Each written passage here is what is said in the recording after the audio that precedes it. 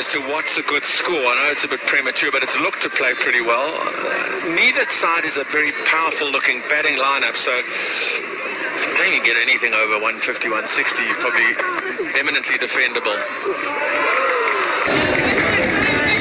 Well bowled there by Marks. Got that one on the spot. She hasn't got a field set for something to drag her length back because the mid-wicket's very straight, mid-on, fine leg away, so she hasn't got deep square back in case there was a pull shot. But we just saw the last ball of the Masabata class over really did unsettle the Mashida, so I wouldn't mind seeing a short one or two from Marks. Yeah, that's a better length, much better length. 5 from the over. It's 15 for none from 3.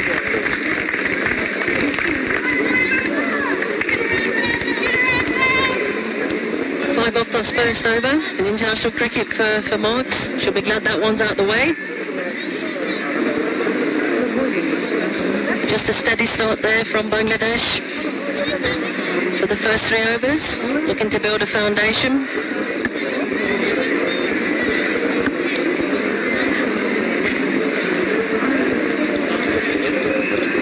It's a handy little crowd that's come in here to Willamore Park and Benoni, enjoying the sun and the heat, and there's plenty of both. It really is stifling here.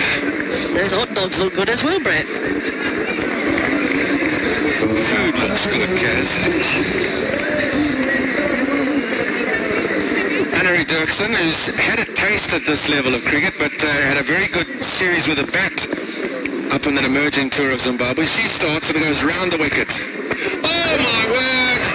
Goes through everyone for 4. What a mess. What a mess. It's a no ball because of the height of the delivery.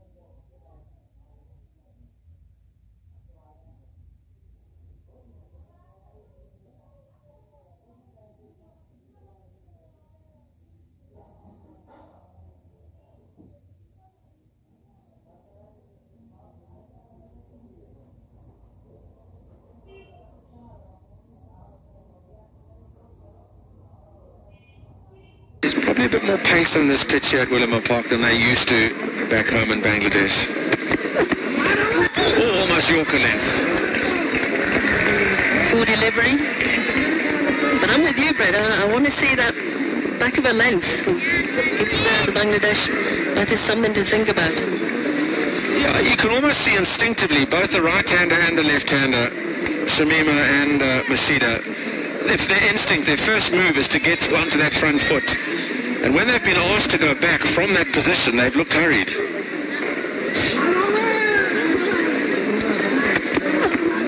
There we go. Completely lack of control in the shot. I don't say it has to be short, but just back of a length, they look different batters. Yep, spot on. Good delivery there by Masabata Class. Almost brought the breakthrough.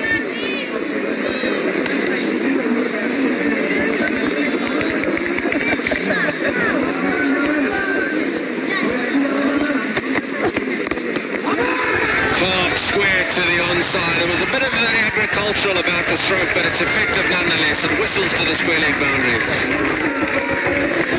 Took that delivery way outside off stump. Spotted it square leg for a boundary 4.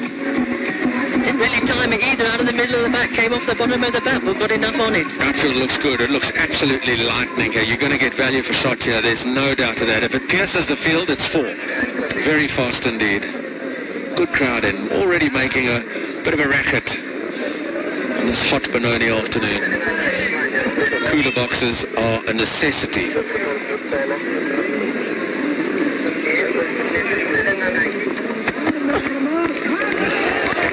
Thuds into the gloves, the short one. It's the end of the power play, and Bangladesh have got off to a good start. Just shy of a run a ball, and they haven't lost a wicket.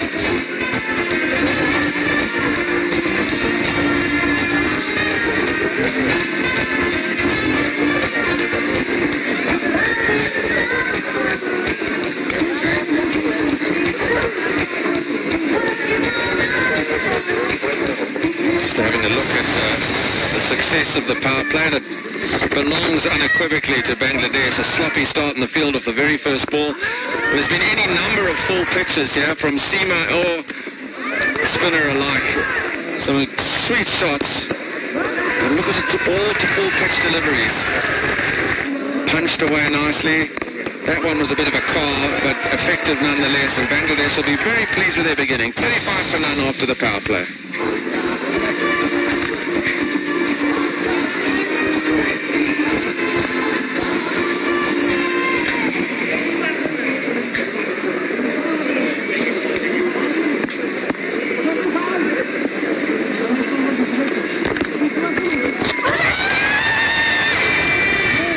Sliding, surely. A fellow commentator's given it out. I'll introduce her in a short while. But a good start by Bangladesh, you would say. Shangasa, 9 matches, 8 wickets, a little bit of off-spin. Let's have more runs. This outfield's been very quick. Malaba, have a look at that, Dene.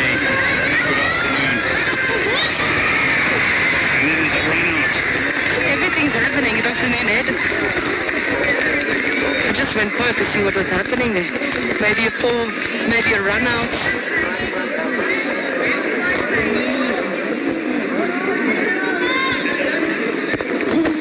Outside edge. Lava gives chase there. Let's have a quick look at her feet. Does she maybe just touch it? Then the throw comes in. And there's an appeal for a run out. Smart work by the wicketkeeper. I think she's made it. I reckon I was wrong twice. I think we were both wrong, but because my inner feeling thought perhaps a run out. So just double checking the boundary check here. By Akambak just wants to be sure. Here we go. I think it's here where she tries to gather her balance. Here. Where does that foot end up? Gap. Next one.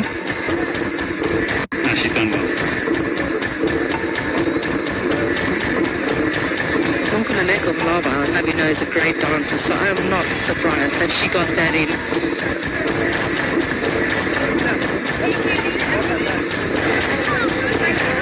And then the runner.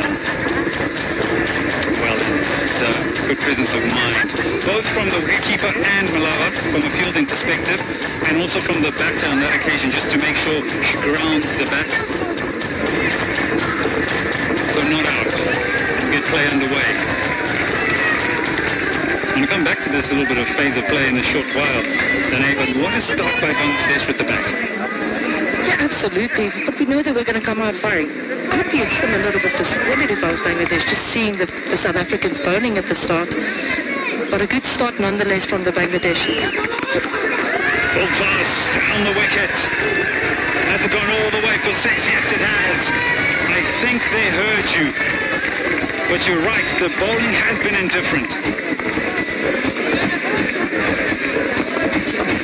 Just overpitched again. You heard Brett speak about the overpitching of the South Africans. And oh, she got all of that.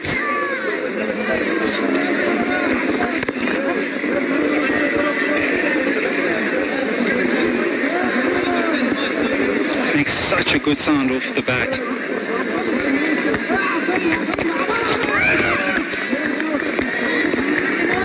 You know what I don't like seeing this from Bangladesh. It's a team that's up and coming. Spoke to some of their seniors before the game and they said the board is behind them, facilities are great. That's another big shot from Shamiwa. And Tumise Kukuno does not make a mistake. That is welcome for the South Africans. Yeah, just the bowling change that has affected that wicket, and a good catch out in the deep. A 6 off the previous delivery has just perhaps thought, can I go through the leg side again? It hangs in the air, and sometimes, because the bowling has been a little bit indifferent, the fielding has been a little bit indifferent, you think, well, the momentum isn't quite on your side as a fielding unit, and this is a good catch. Oh, it's a great catch from Tumise Kukuno. She's such a powerhouse in the field. Made a lot of ground. The angle was quite behind square. As you can see, Nonu Shangase is in the game. Shamima Sultana gone for 24. It's 44 for 1.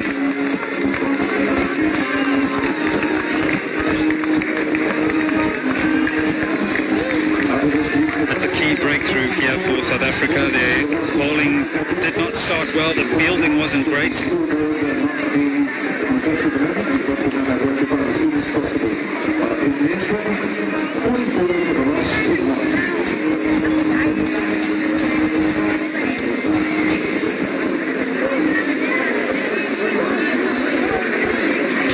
Savannah Starry, 30 matches. That average, that strike rate, this is where Bangladesh are hamstrung. Outside edge, this will get it up and running. This will be 4 definitely, so this over's had everything in it. It's had the wicket and also 13 runs off it. After 7, 48 for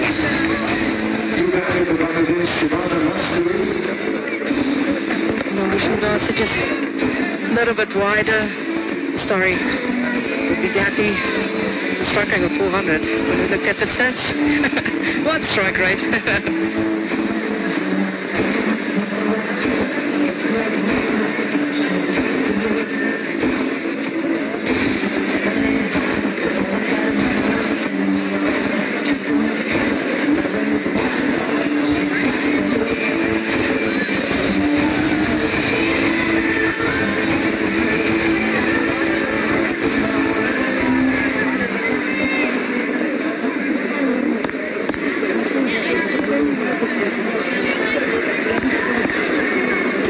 About the start that Bangladesh has had. It just allows that batting card, we looked at that batting card, just allows it to settle down where they've been short of strike rates. Up to 100s, 110, 120s, and the averages. And we have a look at that wicket fall again, goes with the sweep. Perhaps doesn't get it behind square enough. But a very smart catch by Tumi. just back to that batting card, it just allows Bangladesh now to settle through the innings.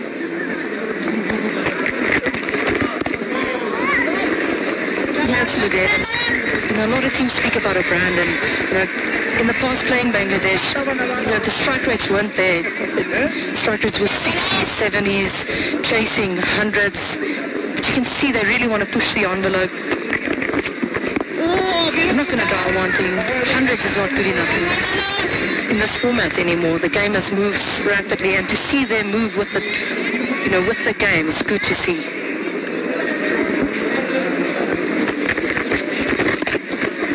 Through the gap. Let's just introduce Mtach to the bowling lineup. Started off fairly well and then some width.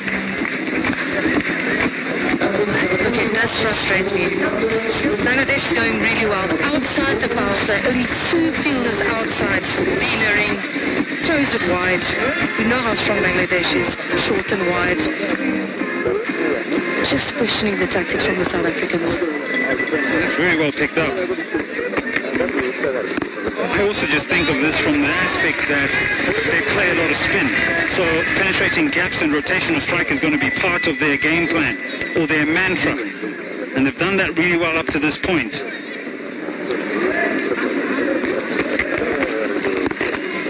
Through the gap again. They are putting pressure on South Africa. The 50 came up in this over. It moves on to 57 for 1 after 8.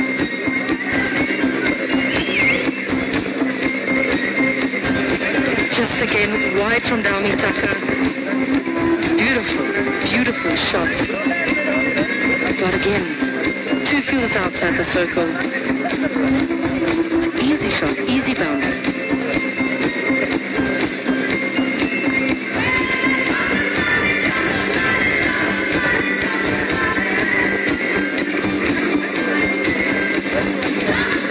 She started off house on fire, 12 off 6. There's another bowling change.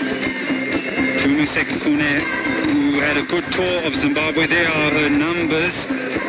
30 matches, 29 wickets. The economy is good, but just that emerging tour to Zimbabwe, her economy was just 4.8. You're a big fan of her, and I understand why. Always brings the stumps into play, clever bowler, and generally makes things happen with the ball. Got to hemorrhage the runs now.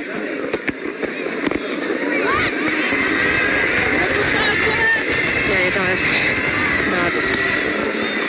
I don't hold back when I speak about Tumisek Kune. I'm a fan favorite of her. I know the work she puts in and how hard she's on herself. And sometimes I felt like she was a bit hard done by getting into the side. It's hard to find your feet in a rhythm within a side if you don't get consistent opportunity within a side. She's kind of trying to figure out what is your role within the setup. Oh, that's a shot. That is elegance. That's beautiful. That's so easy on the eye, but it's painful for South Africa.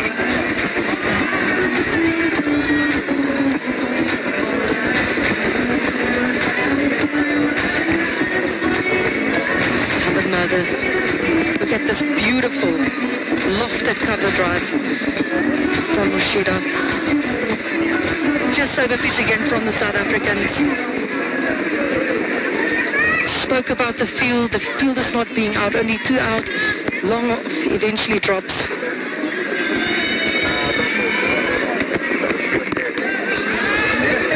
Really still a single, get the skates on.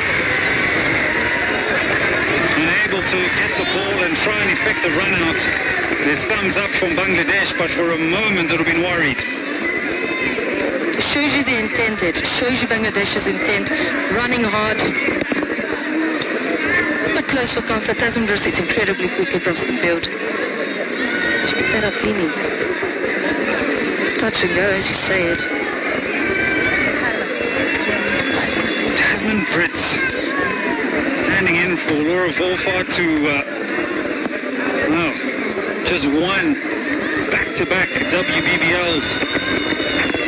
The Adelaide Strikers, Tasman Brits, will be having her work cut out. But let's just get inside inside her mind right now? How can she calm things down? I think just slowing the game down. You know, I spoke about it a lot as captain. It's just slowing the game because momentum is, I guess, you know, rhythm thing, and you know, as a batter when you're on top, everything, you know, just flows, and just find a way to calm things down in the sense of the pace of play.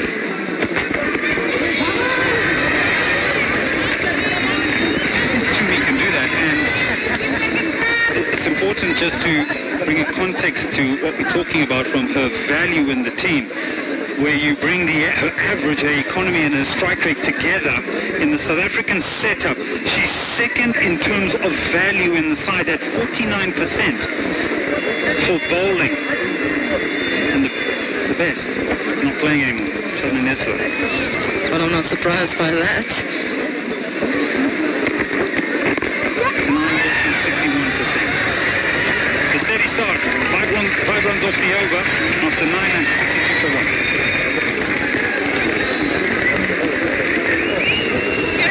So that's quite an interesting evaluation of statistical information on the value of the player and how the player affects the game. You look at just bringing the average, the economy and the strike rate. It's important.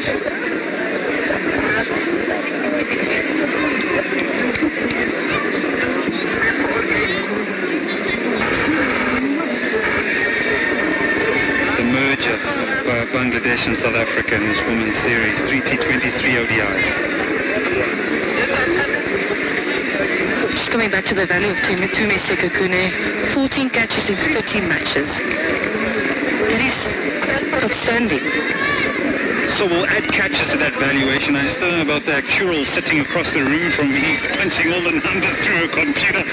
So but yeah, you bring up an excellent point. So catching, keeping things quiet, her average, and the way she strikes with the ball. Mtach will continue. The first over went for 9. A field, sweeper out. Oh, beautiful down.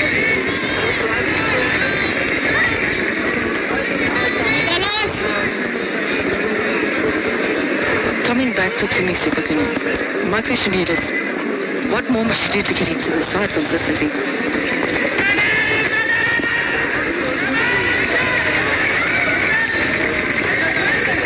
Yeah, there's one thing knocking the door down and just asking to be part of the conversation. I think she just get like a bulldozer and just pull the whole building down in the end. Because I agree with you, she does affect the game, she needs more opportunities, but then you look at the 5 players that are not in the side today. Bonga Kaka, who will be your first pick, Marizan Cup, she'll be in there straight away. And then who do you decide on that sort of third seamer? What's about her class, herself, and how she goes about her work? Played. This is good cricket by Bangladesh. There's a big gap out there. There's a chase on the outfield. But it loses pace.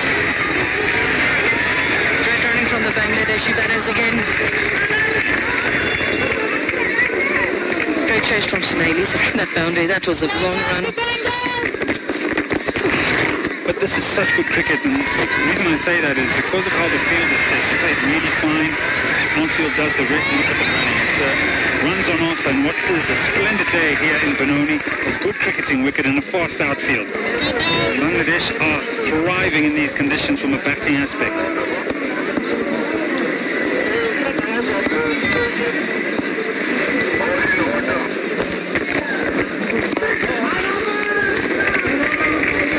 They're just making it look easy a little bit. South Africa's going to have to find a way to...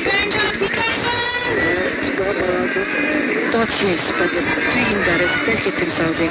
Speak about how good this pitch is. Wickets would get you back into the game. Stop the momentum.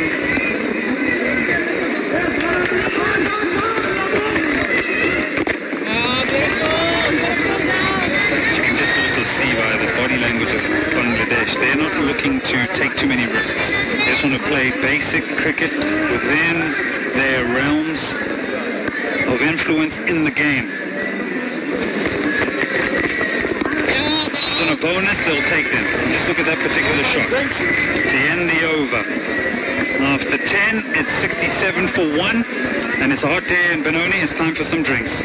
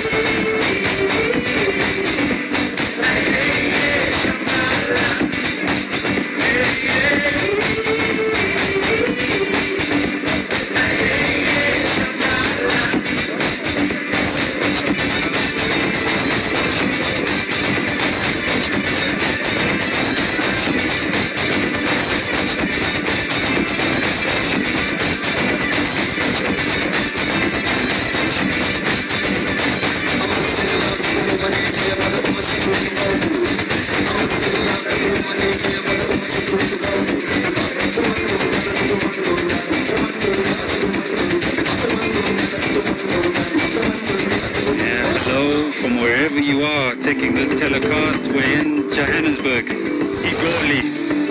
There's so much to enjoy in this part of the world, in this part of South Africa, rich in culture, rich in food, rich in entertainment. There's so much to explore in Johannesburg, South Africa. Entertainment galore for young and old. We find ourselves in Benoni. Let's get down to Lesego, who is with Chloe Triumph.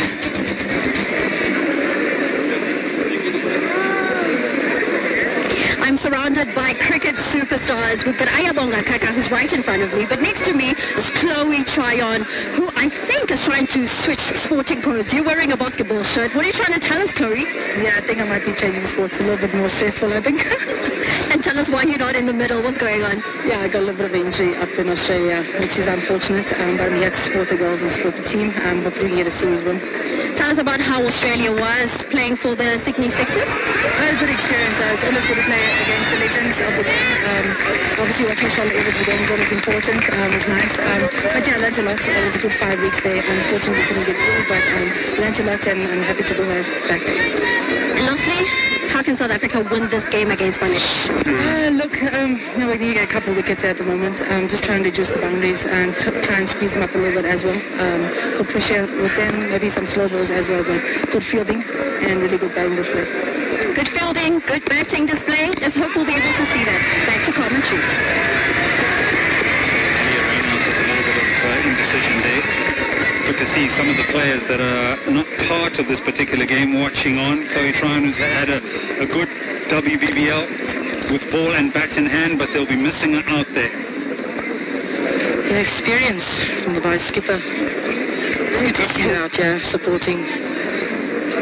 Almost a chance there. As we were speaking to Chloe.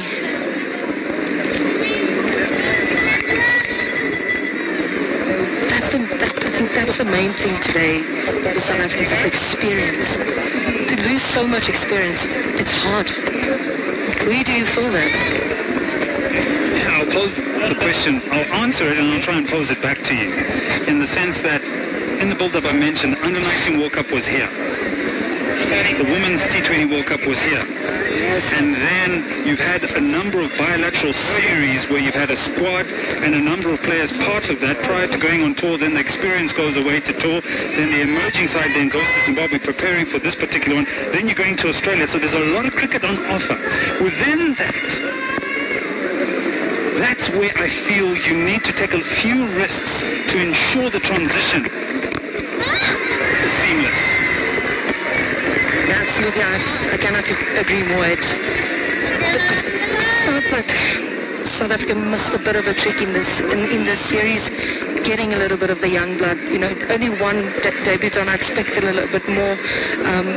You know, you need to risk it to get a biscuit, and it's a big transition. It's not a small one. We speak about the ages of the players. You know, Morazaka, Bongakaka is very close to each other. It's your two frontline bowlers. Is the transitioning happening quick enough? I don't think so. Look at Ayana will be there. I thought she was going to make her debut today. Up and coming bowler. She's fast. She intimidates the batters in the nets.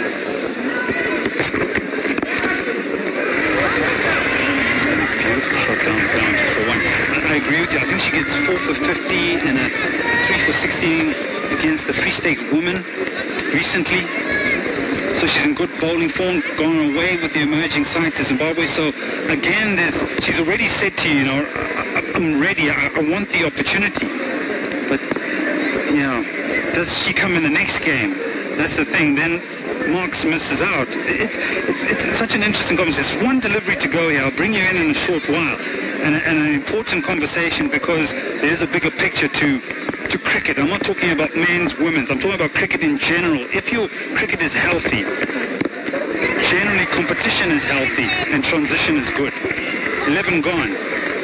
72 for 1.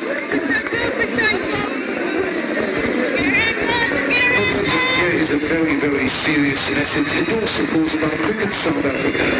My question always was when I played, when are we taking those risks? You know, I was very vocal about it as a captain. You know, I was pushing that we take a bit of risk. Yes, you want to win games. Absolutely you want to win games, but there is a bigger picture. info@power.co.za. And as I said, I was very vocal because we needed to be brave earlier. Because time doesn't stand still there. That we all know. I wish it did. In fact, maybe just go back a few. I need to correct a few wrongs along the way. I cannot agree more with you on that one, I promise you. Let's focus a little bit on Bangladesh now as well, and I like what you said earlier about they're a team on the up, and I definitely feel they are that. They took a T20 game off India. India are a very good T20 side in Bangladesh. Full toss again. Is there protection? No, there isn't. That is just a free boundary, a free hit if you like.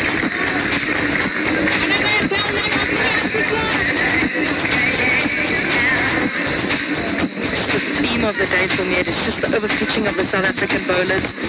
What bowling should they field? Just deep square up, but come out, bowl it into the pitch. You cannot afford to keep any length with a field like that. As we speak, cover comes up and deep square goes out.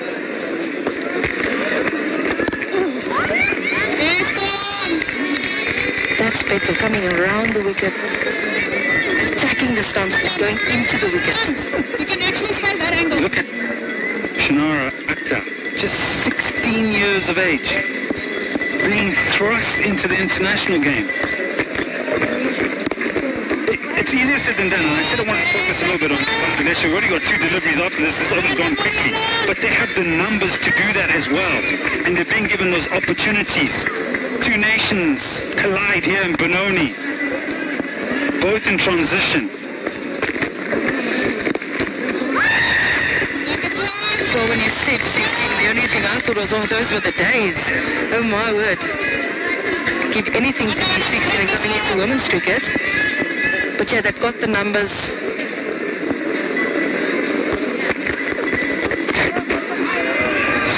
Into the powerful strike, but only for one. Better field, better execution. End of the over. 12 gone, 77 for 1. Let's have a look at the squad from Bangladesh. Won a series, T20 series against Pakistan, and also the ODI series. There's lots of opportunities for these young ladies who are being thrust, many of them at a very young age. Keep an eye on Shanara Akhtar. I said 16 years of age. Was here at the Under-19 World Cup. That's exciting.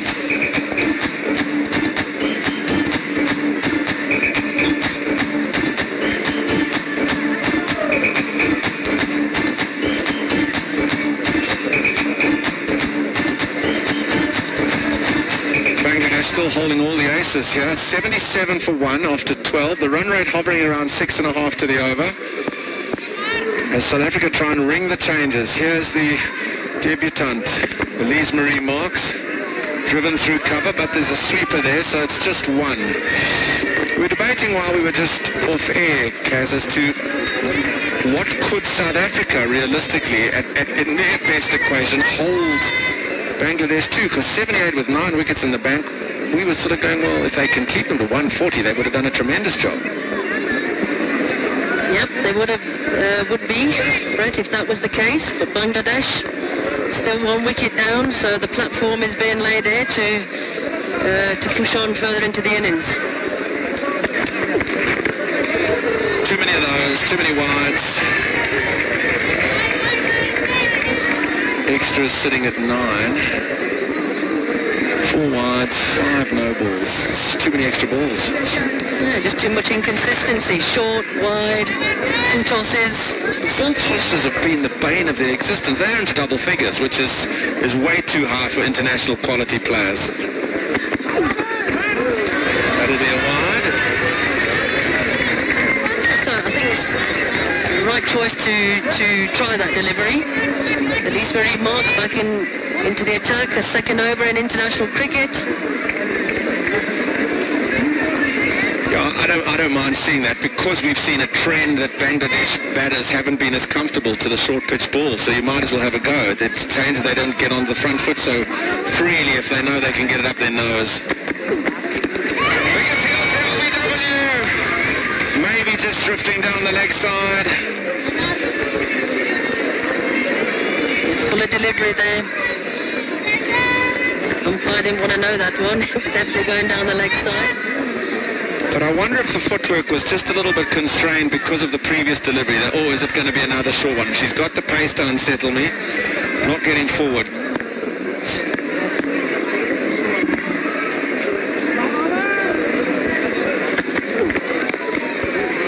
Oh, great work. Great fielding the side. Oh, my word. That was nobody's backing up, though. That was naughty. The fielding was outstanding. Rashida came and got sent back. And Annery Dirksen has done a superb piece of work there at backward point. Watch this. Fantastic piece of fielding there at full length to her right. Got up quickly and would have been out. I think it would have been a direct hit.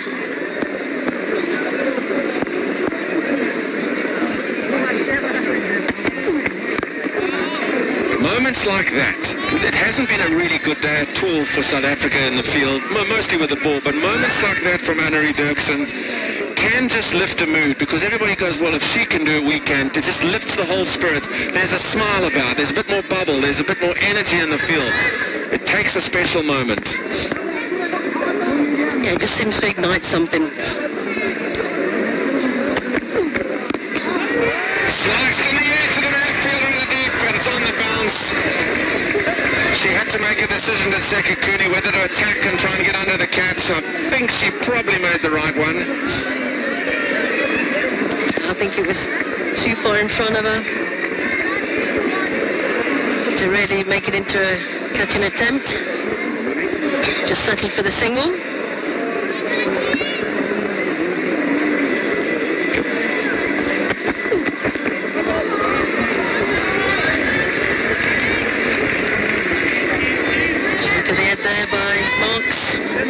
affectionately known as Clanky. Right. Nothing clanky about her. I'll say where the nickname comes from then, but she's a strong individual.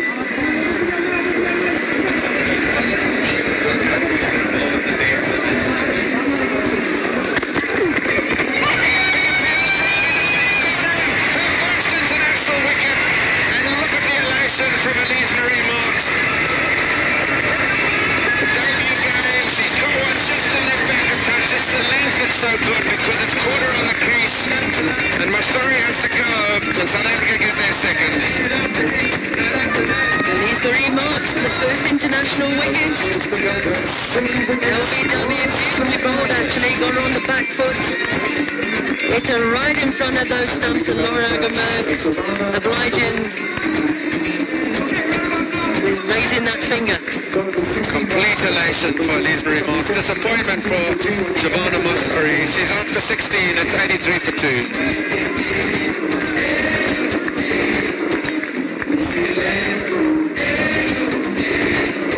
Opportunity here for South Africa now because they've got a wicket through a great piece of fielding in the over. Good delivery, gets the wicket from Marks. New batter out there.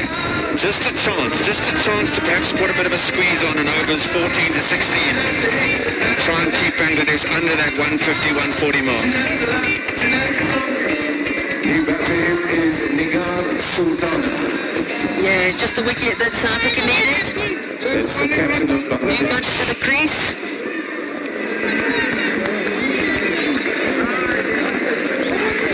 Coming on to bowl now, it's Masabata Class. Liga, the captain to the crease. And back into the attack is Masabata Class, one of the senior bowlers. I think it's a good move this by Tasman Brits, bringing one of your frontline bowlers to try and pick up another. Lost her run-up and got hit for 4. She should have pulled out. She lost her run-up so badly. You watch where her front foot lands here. It's way behind the back crease, or the hopping crease. And in doing to stretch, she's trying to adjust her length and ball. Look where that front foot, it's way behind. She tries to push it up there, full toss. Punched for 4. Not good decision-making. No, especially when you bring in your experienced bowler back into the attack just after getting a wicket. But another full toss break. We're past the dozen mark in full tosses. Nicely driven there. Amasheda, the left-hander, she's been there from the beginning. Well, that must be such a disappointment for Tasman Brits because there had been a great piece of fielding in the marks over. She gets a wicket. We're just looking at Nigar Sultana's numbers. Very good. Well, the best numbers in the side. With the century and the 550s and averaging 25. The best numbers by far for the batting average in the Bangladesh side. Slashed away out to deep cover. Just the one. But I'm just elaborating on the point. You've had a great piece of fielding, good delivery, gets a wicket, new person in the crease. You go, right, now we just got to keep our disciplines. First ball after the wicket, full toss, 4. Disappointing. Yeah, it's not what their home team needed. Mixed bag, because we've seen the full toss, then the wide half volley. Now she's got the new player. Yes, it is the best player in the side, the skipper, Nigar Sultana. But you've got a chance here to just squeeze up a few dots if you can hit a length.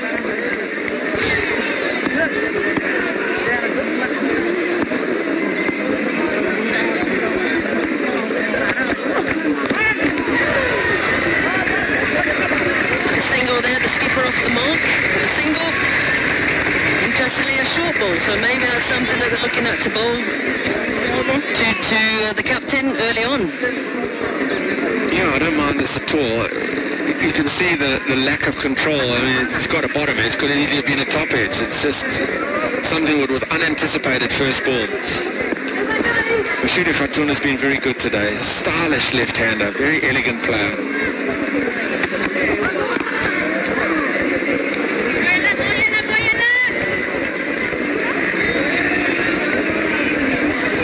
So this run rate from power play to current has hovered around about that 6.5 to the over all the while. Hasn't got completely out of control from a South African perspective, but given the limited nature of the South African batting order today, I think they'll really need to keep their disciplines tight and try try and restrict Bangladesh to under 140. Driven, Stamford single, oh, misfield. Doesn't cost anything though. It's 14 done, it's 90 for 2. And I think Brett ticking along with that 6.5 and over even from here. If they do the same, they're looking at around 150. Good performance by Bangladesh's Mashida's anchored the innings, and it's still a decent strike rate. Shmimi was just getting going before being caught in the deep.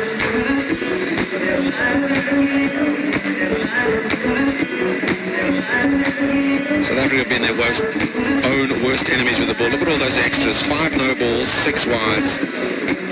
2 extra overs in a short game. Rewarded with an extra ration here. The wicket taker, Elise Marie Marks. Oh, misfield by the keeper. Very sloppy. I think that just typifies the day. That little moment is an indictment of how South Africa have been off the mark. There hasn't been a sharpness. There's been moments, but just generally the trend has just been one of sloppiness.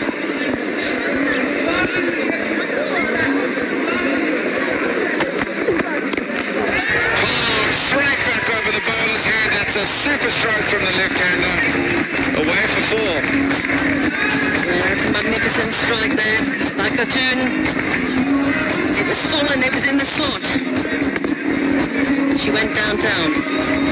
Yeah, you were just making the point, Kaz, at the end of the overs, if they go at the same rate, they're going to get around 150. I'm going, so when do they decide to change gear? They're only 2 down.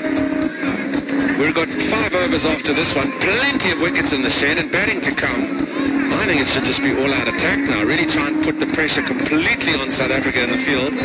And that stroke is an indictment. Up comes third man, long on goes out. They have to make these fielding alterations. Yeah, projected score there, Brett. 6.5 and 0 is 131.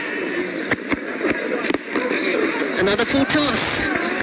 And a floated slower ball full toss as well.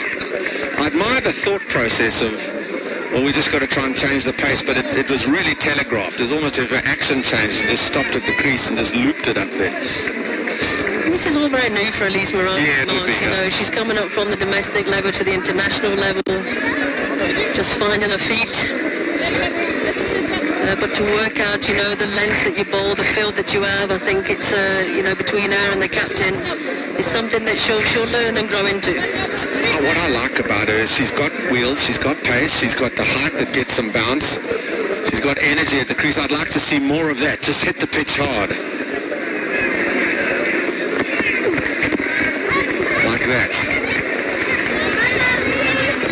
Away for behind square for a single, but I think she's got more in her, Brett. You know, she is a big frame, but she seems to just amble up to the wicket for me without really running in as quicker than she could do to generate more pace. And maybe she will. She's only 20 years of age, so. We learn so much. I mean, just in this game, she will probably learn more than she has in the bulk of her career because she's playing at the highest level.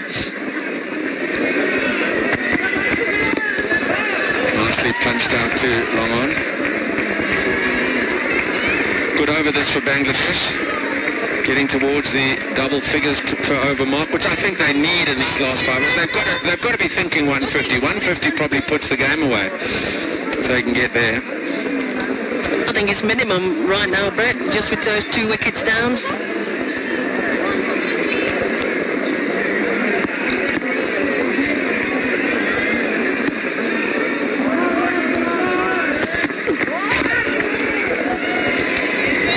So 7 from the over, 5 to go, it's 97 for 2.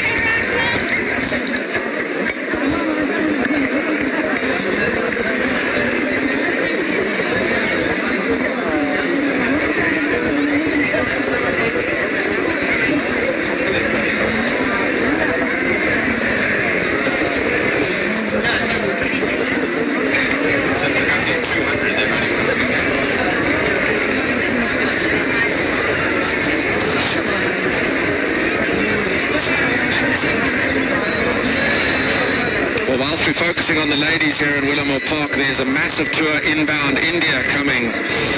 And the first match is at Hollywood Bets Kingsmead, and that's next Sunday the 10th. And then a whistle stop around the country for those three internationals. St. George's Park's the second. Carved away over mid-wicket. And away for 4. That's the 100 up for Bangladesh. 101 runs in the 16th over. Dirksen back into the attack for a second over.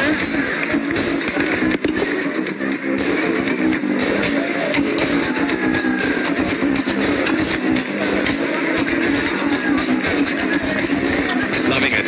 Bangladesh right on top here.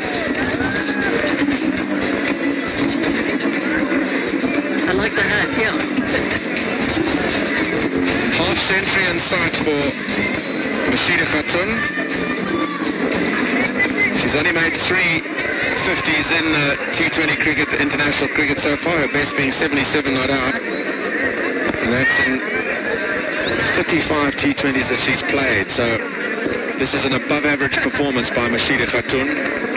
She's taken her opportunity against this inexperienced attack, and she's piling on the runs.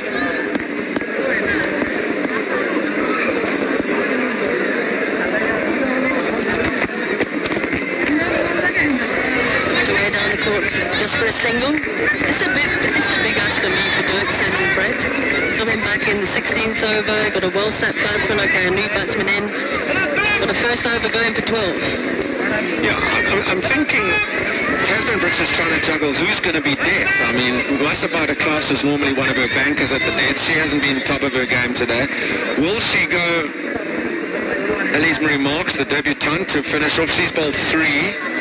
But I'm not sure death options are many, so she's just trying to squeeze some overs out here. Full toss. Oh, missed out. Headed straight to cover.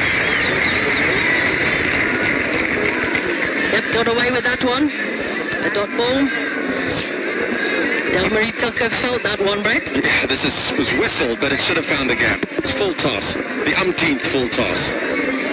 But straight to the backward point fielder.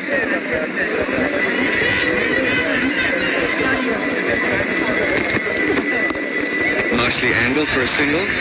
And the one bowler I've been surprised not to see bowl a full ration today, but will she bowl late, is the left-arm spinner, Mlaba, who's normally a banker. Her full ration is normally 4 overs out of the way, under 5 and over, maybe a wicket or 2, but something that South Africa can rely on. She hasn't been at the top of her game today, and as such not likely to bowl her ration. She'd catch in there. Just short of 2 runs from a 50. Angled away, she'll just trot the run. She's thought a moment of sprinting to try and get through for a 2, but not to be. 49 she is now. 7 from the over. Consistently getting these runs is Bangladesh. Yeah, strike rate as well, just below the 100 mark. Maybe looking to up that as the innings progresses. No, they may just look at it and go, if they finish like 135 for 3, you go, gee, we had wickets in the bank, surely we could have got 150 for 7. Push and go, denied, wants to strike for a 50. 16 done, it's 104 for 2.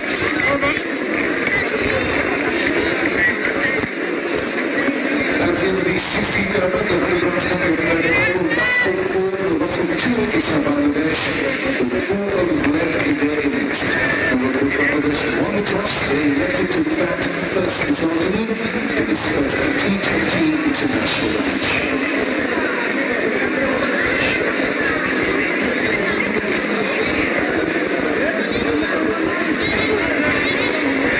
Bangladesh will be watching that projection very closely. Where do they want to end up? 136. Will they be happy with that? Danae, 144, perhaps happier. And I think with two wickets down, you want to aim at the 144. The shots that they are playing is really good, but it's just the balls in between. You know, it's 4, dot, maybe 1. They're really going to have to try and get to that 10 and over mark. As you see, it's such a good wicket to bat on. Yeah, it's a very good wicket. So just to bring context to that particular assessment of the game, South Africa won't be too disappointed because Bangladesh haven't got too far ahead of perhaps where they would have wanted them. Yes, the bowling and the visuals that we've seen from over pitching and full tosses haven't been great. Marks, final over. That'll be 50. Shida Khatun close to 50 or 51. She's held the innings together nicely. 51 is coming up, 51 balls. Very steady innings for Bangladesh. Some beautiful shots. I would love to see more, but maybe they're going to come out in droves now. But a milestone nonetheless.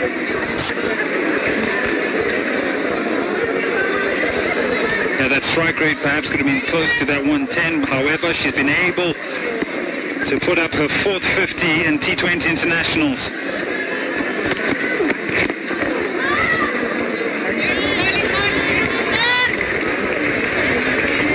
Just going back to a point where South Africa might feel happier because they say what we saw probably wasn't the best bowling display that we've seen from a South African side.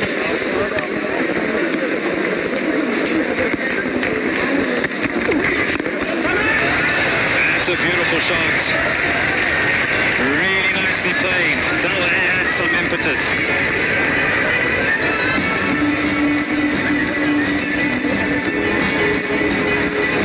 Just again, too full. The drives are up, mid on, mid off, up, easy as you like. Promise you, any half decent batter can beat that with eyes closed. Now a change of the field.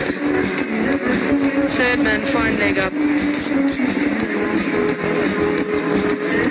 Still questioning why deep squares out and it doesn't go to cow.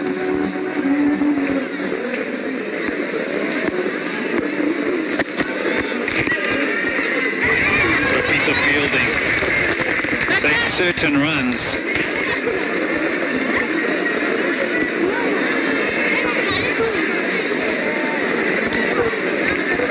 Shida Khatun, who's held innings together, and we look at the stage of the game at 8 off 9, 50 or 51, I beg your pardon. And this is where you really want to express yourself.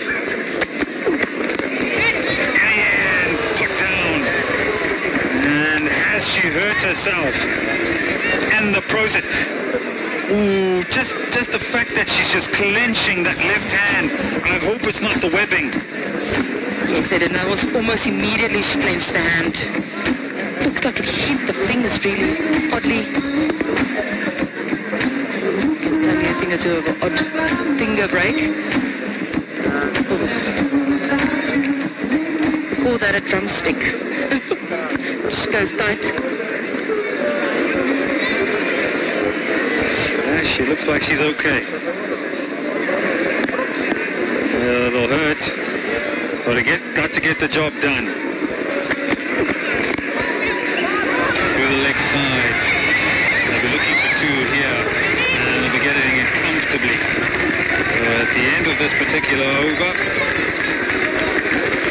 it's 112 for 2.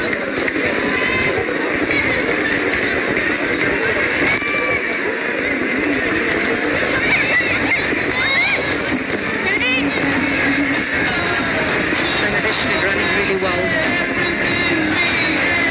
You're going to have to get the skates on. I reckon 140 at least.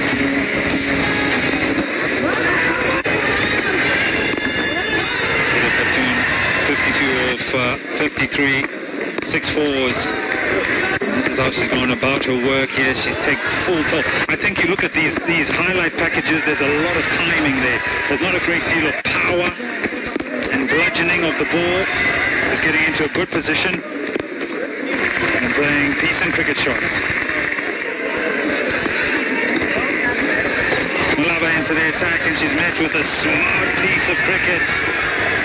Percentage cricket by the Bangladeshi captain for 4. Very, very smart batting from the Bangladeshi captain, but not smart fielders from South Africa. know when the wicket is not turning, Lava will skid it on. That is an easy shot. That's a low-risk wicket shot. It's a lightning field.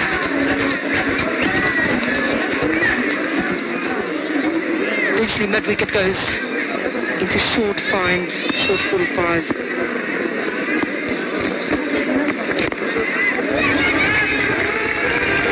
For two. Decide against it. I think that first particular shot is that South Africa thinking, well, you'd be very brave to be sweeping the ball off the stumps when it sort of skids on. But Bangladesh, as I mentioned in the previous stint, they live off spin. They know how to manipulate strike and use of the field. And in this particular instance, now you have South Africa chasing, trying to plug areas in the field. It's hit firmly back. Saves runs. That was hard. That was hit hard. Wow.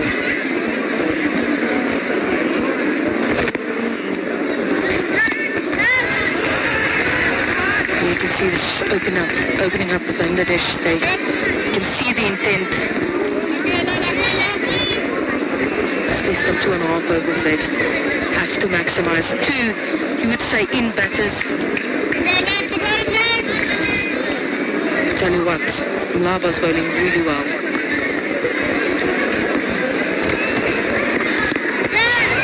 I tell you who's playing really well is the captain. She's putting on a show. That is the shot of the afternoon. That's the shot of the day. Wow, eat your eyes out. Yeah, that's going to take some meeting to get shot of the day. Wow. Everything. Using the feet, giving yourself a little bit of space, getting up and over. For a split second, I thought that was going to be a maximum.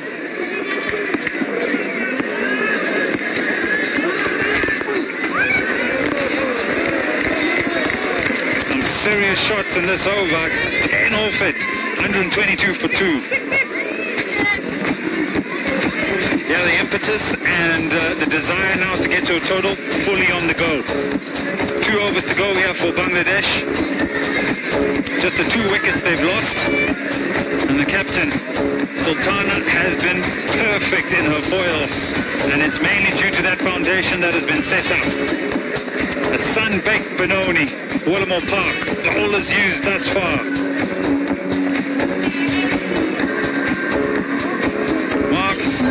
Debut, 1 for 25. Shangasa 1 for 13, just the 1 over for her. Who will get the opportunity to close things off with the ball for South Africa?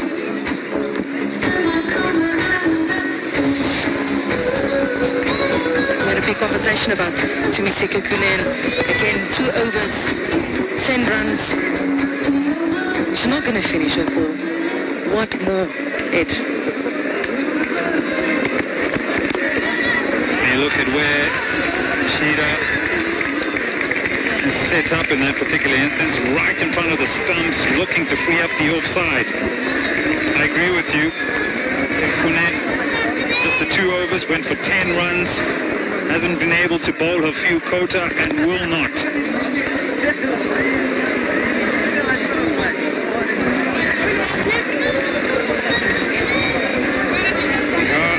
Sultana, the captain of Bangladesh, 17 off 13, a little bit of a cameo, change in angle here for Sekukune.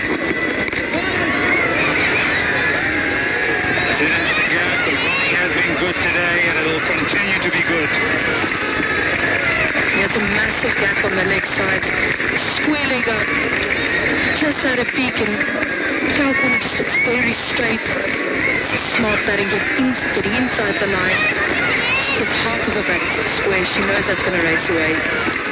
So she's got 4 of a bat.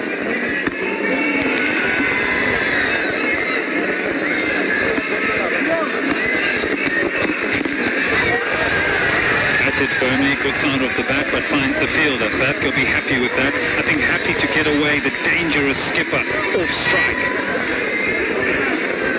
You know what I grew up playing against Sultana, and she has grown in leaps and bounds. Absolute powerhouse of a cricketer. Fiery character. We've had our battles, but wow.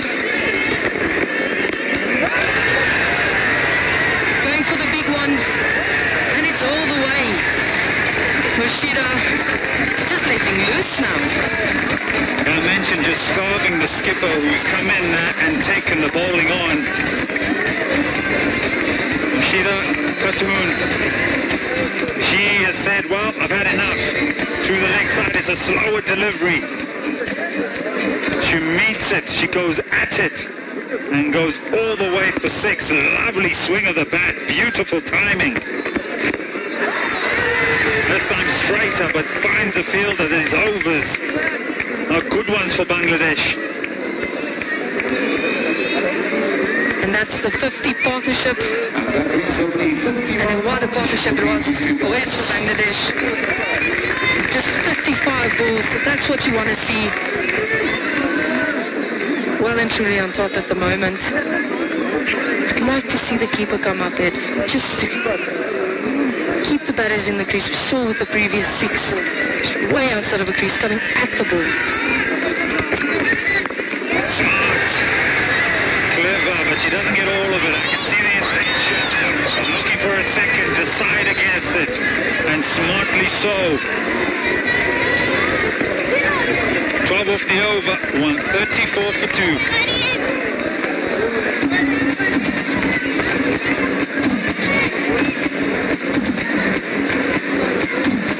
Clever, smart. Just for a moment there, South Africa. I would have thought, well, could this be another boundary? A lucrative over for Bangladesh. Batting card, top heavy. Shida Khatun, 61 of 58. Captain, 21 of 16. 134 for 2. Look at the extras, 6 rides, 5 no balls. 12 extras for South Africa. Be thinking, well, contributed to the total. Hasn't been their best bowling effort thus far. Masabata class, final over. Carved away. Carved away. For 4. The skipper, Sultana, putting on a show. Has been clever. Has been powerful and inventive in that regard. They now surpassed their highest total here in South Africa in Bloemfontein 2017-2018 of 137 against South Africa.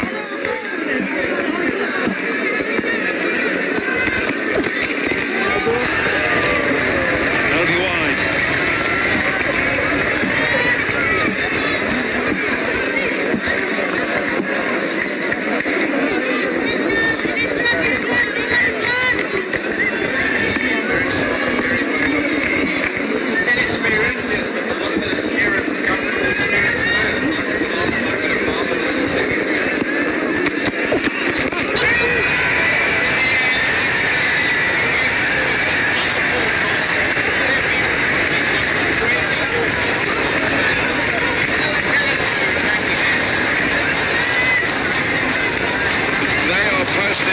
Tremendously good score here in Bangladesh, but it's another full toss that gets swatted unceremoniously to the mid-wicket fence.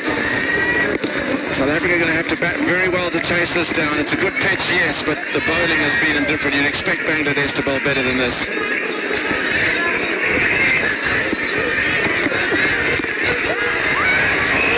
yes! Rick Proctor. This is a highlights package in its own. Coming off the bat of the skipper. They're getting a very defendable score here, Ed, but you almost wonder, 2 down, whether this couldn't have started earlier. They're really putting the pressure on because they're going to score about 50 in the last 10 overs, 5 overs, but 2 down, they could have gone even bigger, and there's just nowhere to go because the freedom of wickets in hand. She's going inside out. There's no sweeper on the offside boundary. It's quite exquisite batting from the captains. 33 off 19. Brilliantly bowled. That's where you need to be at the death. But I cannot agree with you more. Perhaps when you work with the game plan of being ultra conservative and knowing that perhaps our spinners will take care of the job, and we need that 128, that 135, and now you get to 147 and actually think to yourself, oh wow, we have it. We have the ability to put this bowling attack under pressure.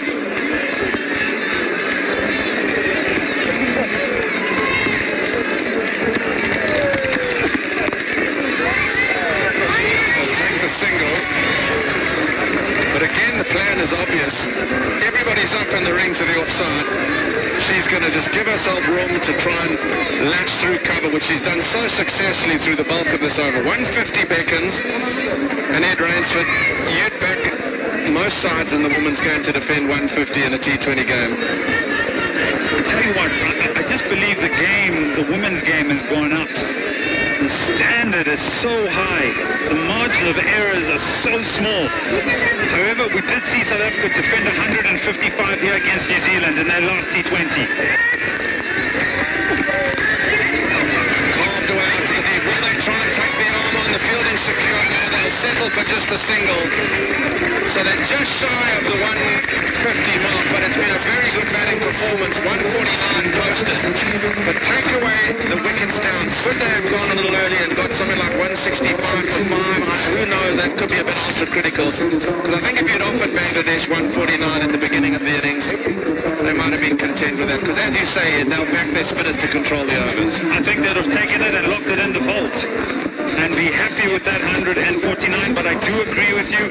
However, we're at that halfway stage of this encounter where you then have to just look at how the team chasing and how they go about the conditions and having to deal perhaps with a lot of spin on offer from Bangladesh. However, you've got to tip your hat to the tourists. They've done so well. Rashida Khatun, 62 of 59, and the captain, Nga Sultana, 34 of 21. The rest of the batting wasn't challenged. And South Africa will be disappointed with their performance in the field. Yes, it's an inexperienced side. This is Bangladesh's 5th highest score ever in T20 cricket. That'll give you an idea of the measure of their accomplishment today. They've batted beautifully on a good pitch and good batting-friendly conditions. But South Africa will look at themselves and go, we bowled over 20 full tosses. There was 12 extra balls.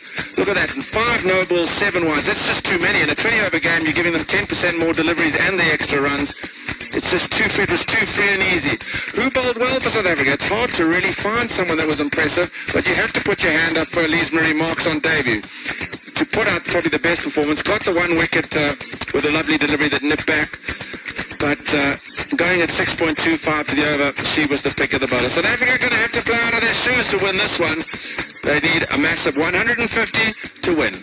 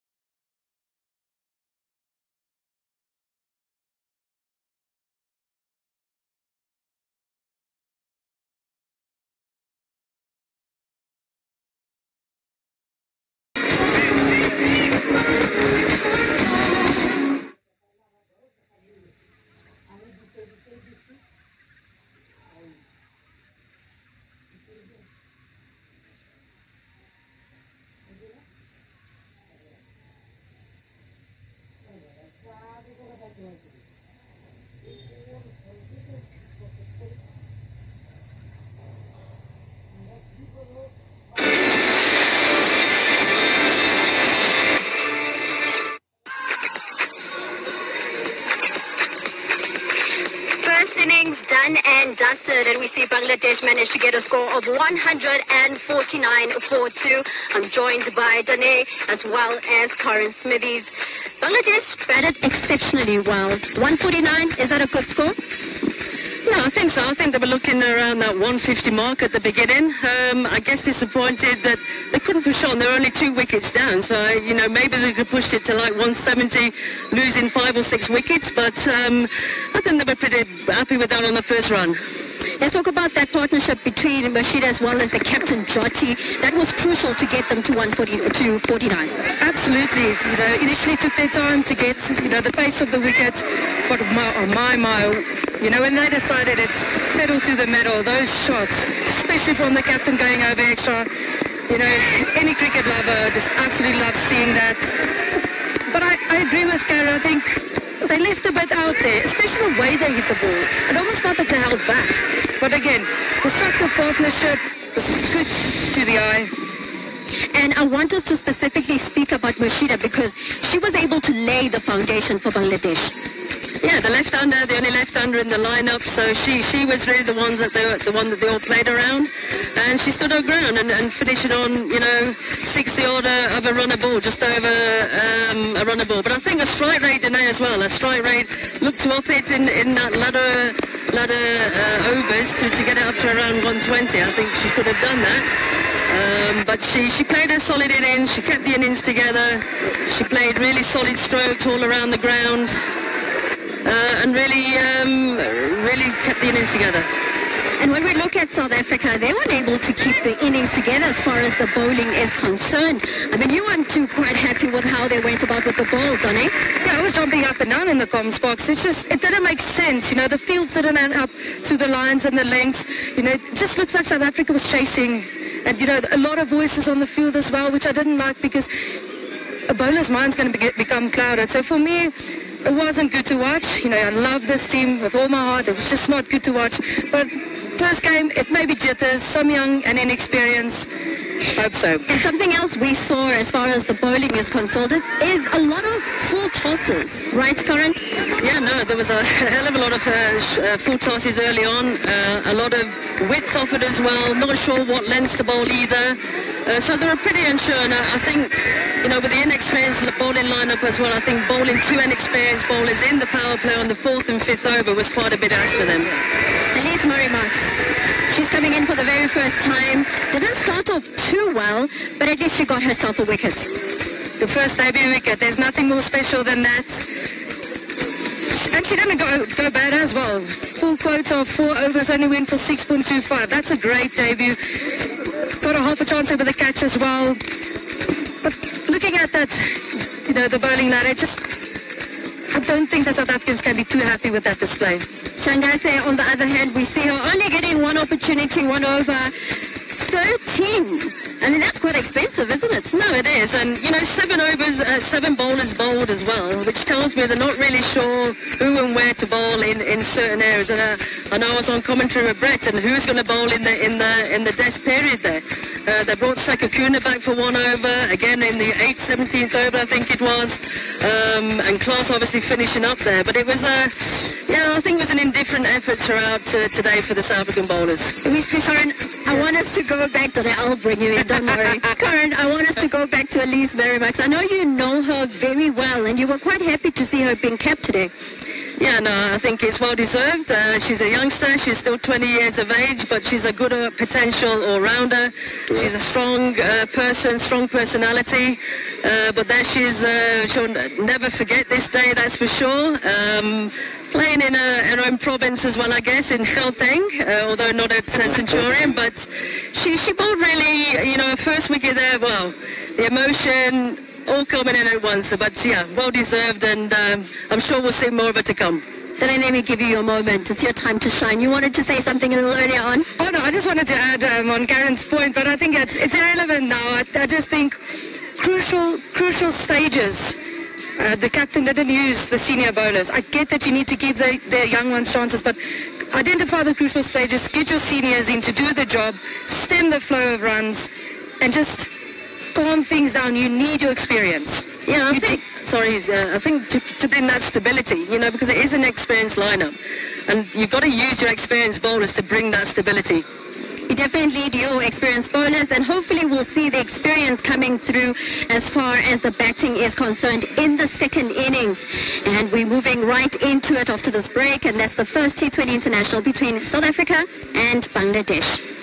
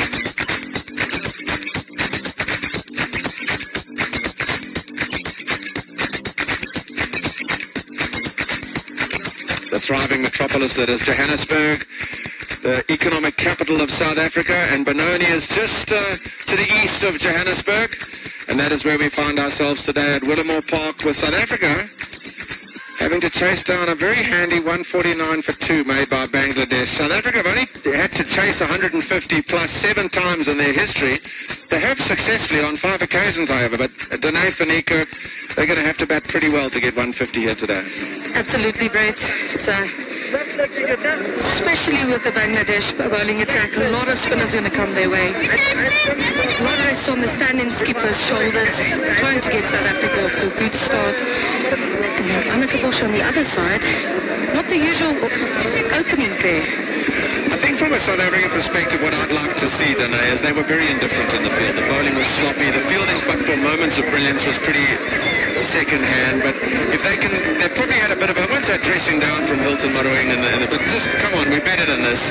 And if they put up a decent performance, show application with the bat, chase down the score in a measured fashion, who knows, we may get a decent outcome here. Marufa Akhtar, just 14 masses, good economy rate and average strikes well.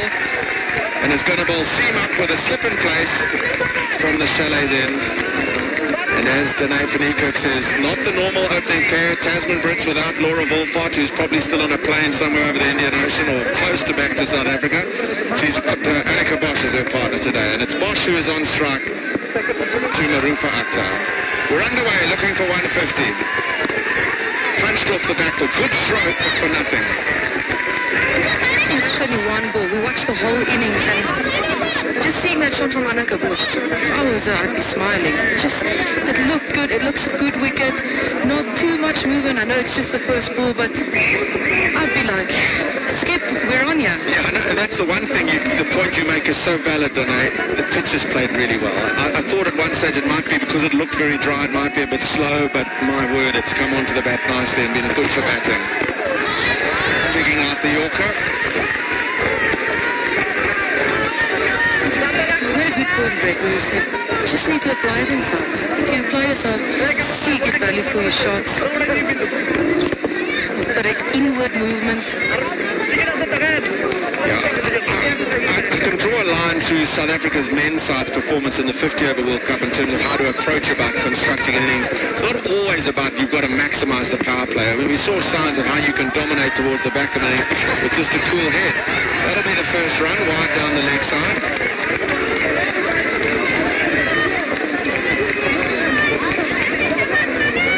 Well, it'll be interesting to see, Brett, how we spoke about an inexperienced South African side that's out on the park. How are they going to construct going about this? Got a vast amount of experience in Suneli's at number 4. But it's going to be a tough ask if you don't know how to construct it. Sweet shot for 4. My word, that's a good stroke. Just eased elegantly through extra cover. What a way to get off the mark. Speaking about Annika Bosch not being the biggest in stature, but she packs a punch. Just over pitch, like that. Bit of a misfeel, but she crunched that. Yeah, actually, it was a bit of a misfeel. I mean, the bowler would have hoped a hand on that to keep it down. But the sweetness of the stroke and the excellent timing. You mentioned the very first stroke she hit off the back foot to extra cover that would give her confidence. Now it must be just oozing through every pore because she's worked out this is a really good pitch, and if she bats for any length of time here, runs are plenty.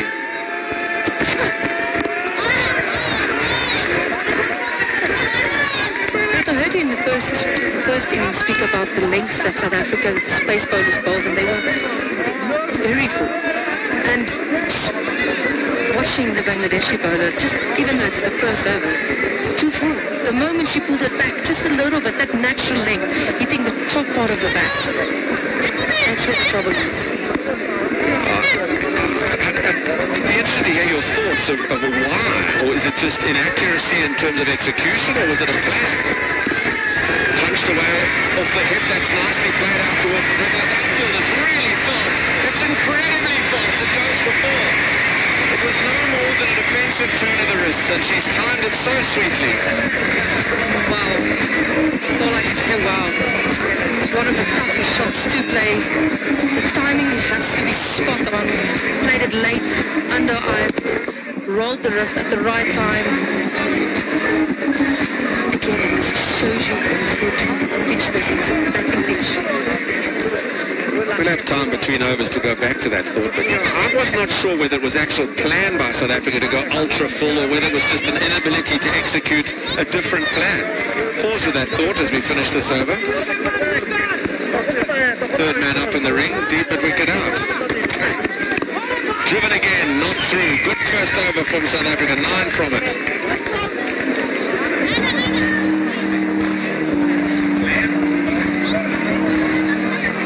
Just coming back to that conversation, Brett, I know firsthand when we played Bangladesh, we spoke about erring a little bit fuller. But then you look at that, the matches, Suneli's head and shoulders above everyone, and then Masabata class, but not a lot of experience there. So are we going to put it down to experience? I can only speak from my experience, and we said they probably, because they're shorter in stature, they're strong this way.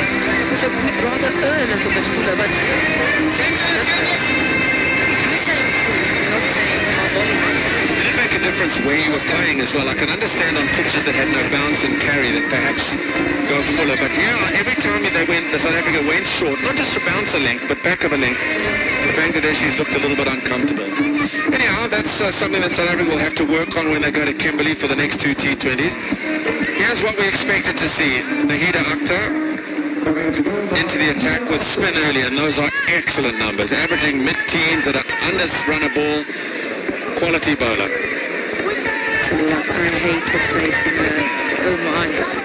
She's a quality new ball spin bowler. That's what she does, but she just hits, not a full length, she just hits the decks. It doesn't give you length to get under, and it skids on, it slides on.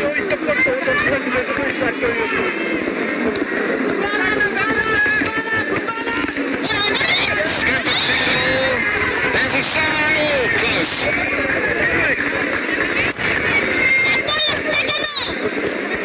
Well, that's moving. Locking it firmly to mid-off and run. If they miss, I mean if they hit them out, and it's just not needed.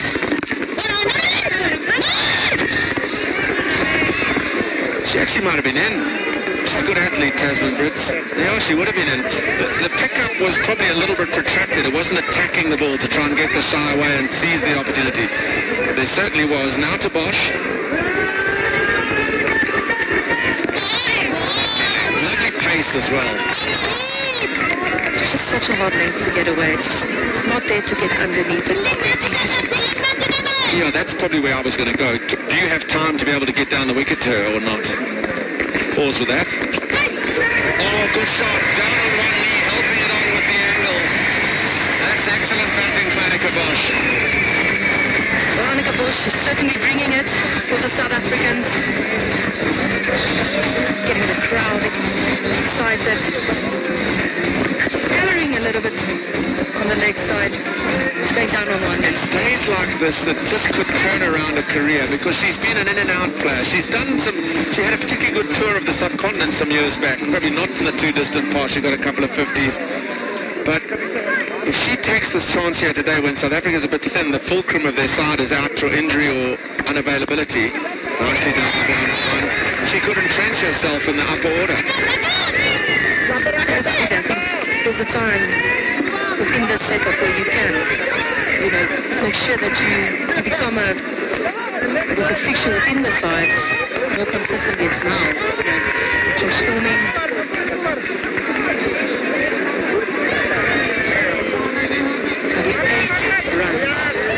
8 runs for Tasman Brits to get to that 1,000. And she'll be the fastest for South Africa. What a player she's become. Good strike rate too. She's a vital cog here, the acting captain today in this field. Mashida, the run scorer, just got one on the knee from the drive later in the last over, and she's going to hobble off the field, so substitute Samaya is on.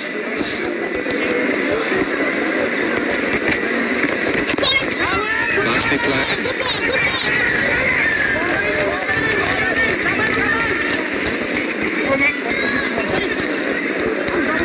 16 for none from 2.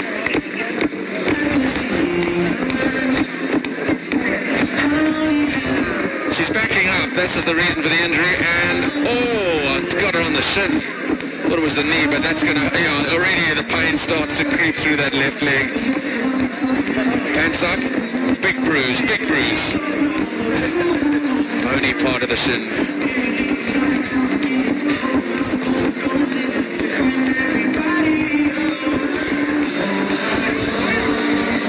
What's been impressive about the South African start is they actually haven't gone anything else than good cricket shots. Good options have been taken. They haven't gone hell for leather at the start and said we've got to use this power play. It's been clever batting, particularly by Annika Bosch.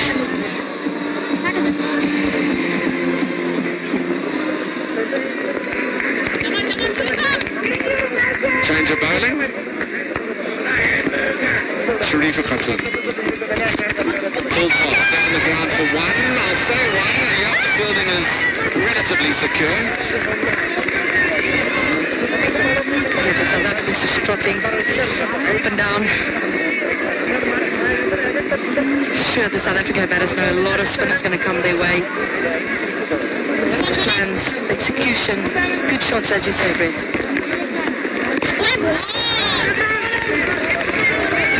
Just looking at options for Annika Bosch because she swept well in the last over using the left arm spinner to angle. There's nobody back for the sweep shot. Both are up for the one with the fielding restrictions in this power play.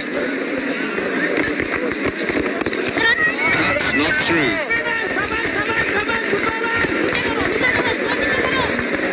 I think Annika should just, you know, continue with the momentum, not get bogged down. As you say, she's a deep sweeper. Get the broom out, sweep.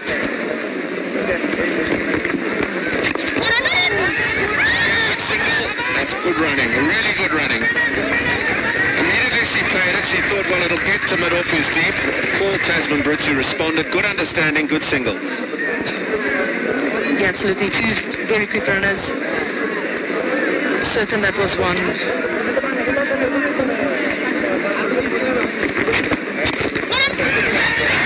Good footwork. I like the fact that she's just trying to alter the length by using her feet, Tasman Brits. Positivity, important even against an economic bowler. Great, just watching it, it feels a bit frantic though. From both sides. From both sides, absolutely. You just feel something's going to happen.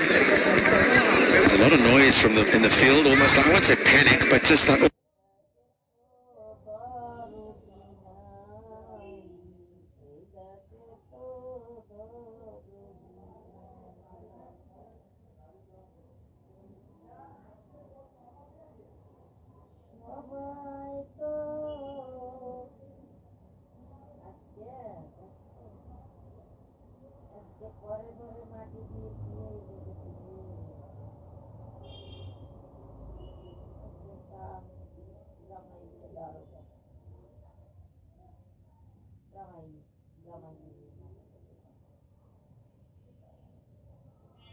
Oh dear, we're leaking a few early runs.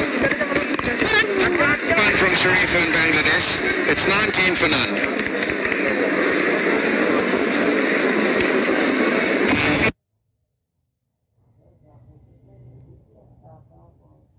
Them and 150. It's going to be tough against the bowling lineup. It was always their strength, and they've only strengthened it even more. Marufa switches ends. Oh, that's hurt. That is hurt. She's down and in a lot of pain. Oh dear, immediately umpire Saduma calls for the medical team. That was crash. It's very difficult to apologise because she's done nothing other than play an excellent cricket shot. But she couldn't get out of the way. Marufano followed through, and that is crunched into her left leg. Second injury. Oh, don't watch if you have a delicate disposition. But that is crunched straight into that left shin, and she is in agony. Oh dear, not a pleasant sight. Oh my word, not nice to see.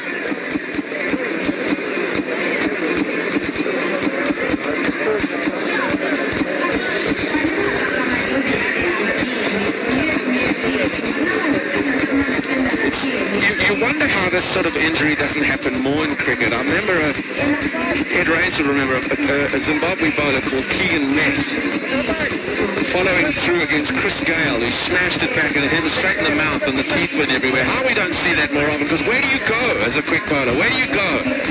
Tasman Brits has come down the wicket, crunched the full toss back, and you're just trying to self-preservation, get out of the way. And there's nowhere to go. You're just trying to dodge the bullet, and you haven't, and it's pain. Sympathy goes out to Marufa. The question is, how bad is the injury? Will she be able not only to complete the over, but to complete a spell? And have they got enough bowling options? Probably.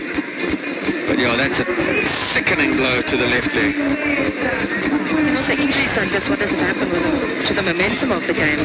South Africa batters just look like they're striking the ball well.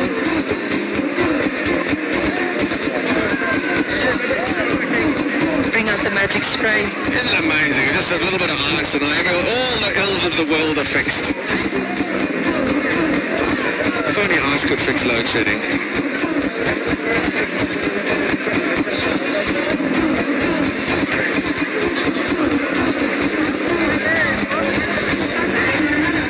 She's made a 50 and she was backing up to a throw for a run out, and it's cracked her on the shin. So we've seen two of these. This was her knock earlier. She was very elegant, very accomplished, beautifully measured lock. You'll see most of the strokes are confidently off the front foot to both sides of the wicket, onside and offside, and she went to her fourth T20 50. But what you'll also notice is how many full tosses and full deliveries, over pitch deliveries, did she punish. Picked up length pretty well.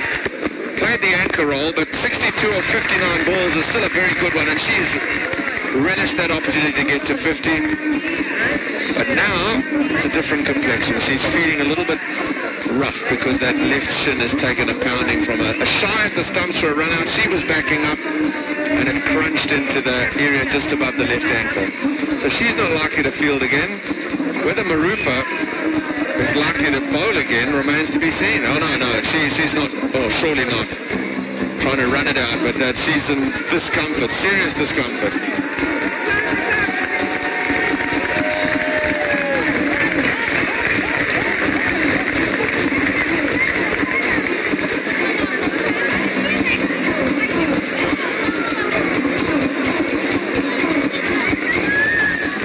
Skipper's over there going, now good God, just get top of your mark and bowl. Come, we want you tough.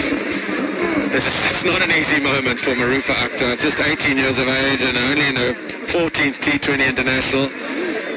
And right at the moment she's feeling a little ginger.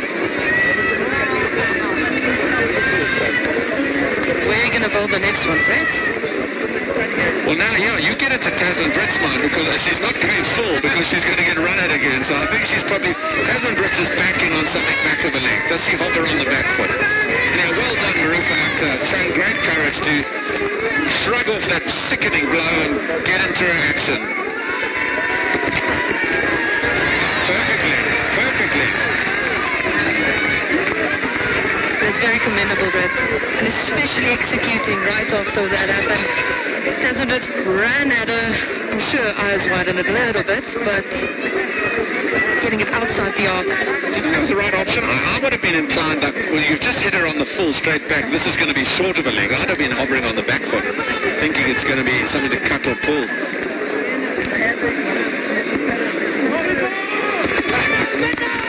Nicely timed and through. This will be four. This outfield is absolute lightning here at Willamore Park. We speak about good cricket shot, Brett, and that's definitely one of them. Just standing, leaning into it, right under our eyes. Encouraging this for South Africa. The start has been an accomplished one. They've picked up their boundaries where they may, and it's at a good pace. So the game is developing. I think we have a contest.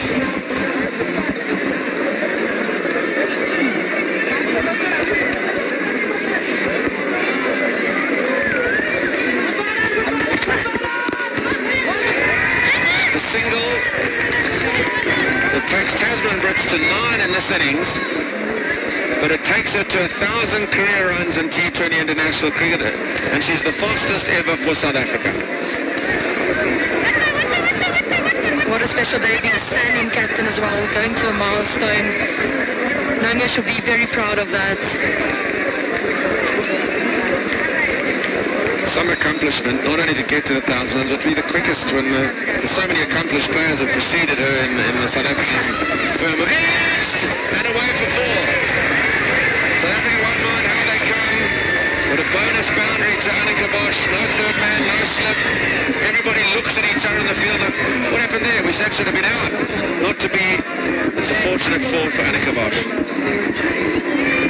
Yeah, pressure makes people do weird things, and it just looks like Bangladesh is going on the back foot instead of attacking. They've had a slip in the whole time, no third man, no slip. Now it's a chance of them. Absolutely. Wickets win games, and inside the power play, they haven't bowled badly, so they've just batted well. So there was a chance that's gone miss. 9 from the over. Make that 10 from the over. It's a good start this by South Africa. 4 done, 29 for none.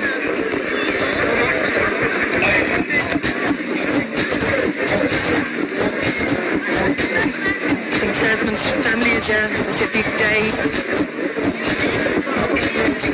And again, another milestone. You live for these milestones as a cricketer, as an international cricketer.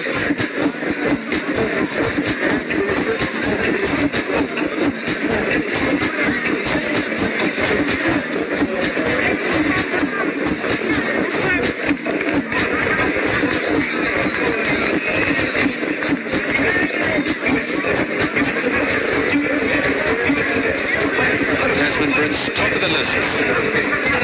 43 innings to get to 1,000 runs.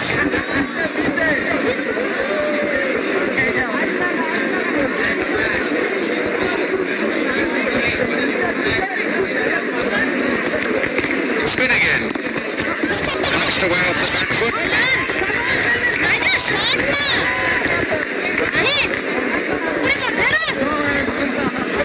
Whatever the ambiguity about the number of matches and innings, there were some illustrious names on that list in the South African cricketing firmament. Tasman Brits, the lady alongside me, Danae van Niekerk, Laura Wolfart, Lizelle Lee,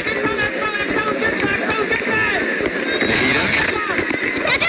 Over the top, super soft 4. Lovely attacking batting from the acting skipper. The execution for me there. It's not a big turn off the ball. You have to get into a really good position. It's got to the pitch of it, up and over, anything over, we know it's going to race away. She hasn't just edged down, she's shown conviction, good footwork. She's got well down to get to the pitch of the ball and has got a reward. Called. We try to overhit it, just get it onto her touch, so another good over developing for South Africa inside the play. Coming back to the previous ball, that's the length. Both innings, get it into the wicket, don't give any length. Just too easy when it's full, it's such a good wicket.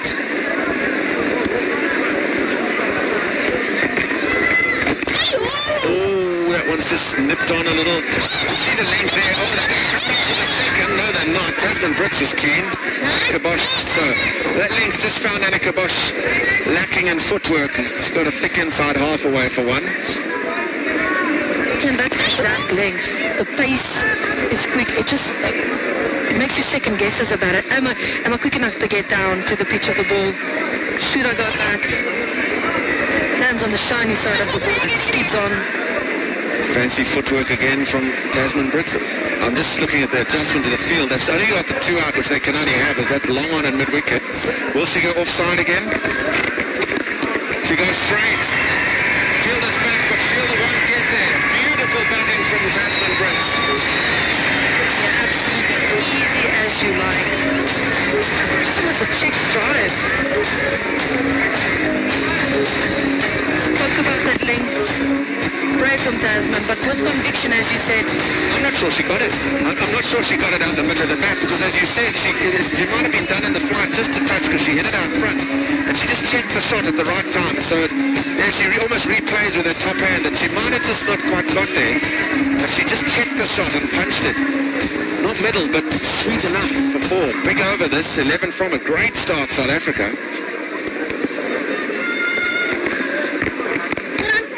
Not through or missed out. Still a good over, 11 from it. 40 for none from 5.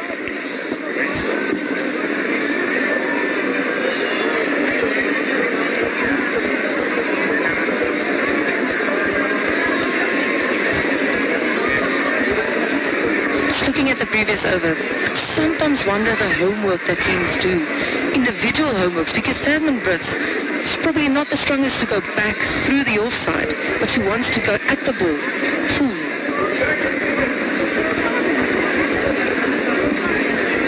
makes such a valid point, is that you have to have clear plans, not just a team, and say, oh, we're bowling against South Africa, they all like it when it comes on to the bat, so we'll hold them a lot of spin. But actually, do they have individual weaknesses and strengths? And as you say, Tasman Brits loves getting down the wicket, so you've got to adjust your length, maybe try and force her back as much as possible.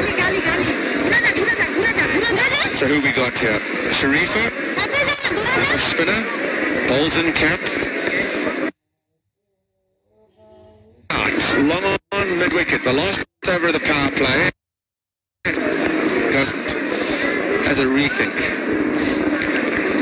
21 off 17, 18 off 13. Good strike rates, both these openers. Cracking start. Sensible too.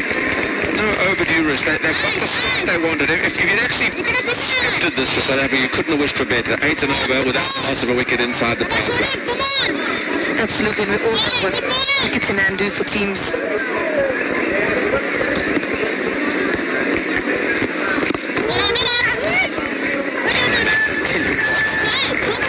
It's a day to bat here at Willamore Park. I just hear the skipper really working on the side of the pitch. Spinner, please don't go to that pool. Over the top, is it all the way? Oh yes, way over the rope.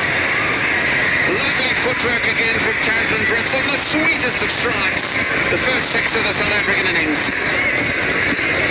Just question the tactics of Bangladesh, and Tasman Brits is absolutely making them pay. Slip all over the place. Get it up. Spoke about those lengths, using her feet, and that's a mammoth shot. She didn't have to move, she just admired. Knew, I'm breaking off because this is going well, I've hit that. It's a great shot. And then the follow-up is so sensible. It's a fuller delivery, admittedly, but just take a new risk. I'll take my one now. 8 off the over already. 50 approaches, and we're still inside the power play.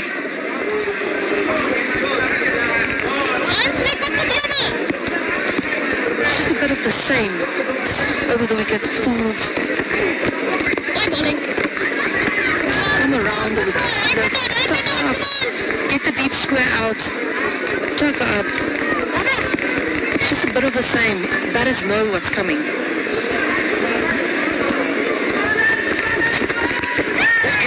Swung away for 6 more.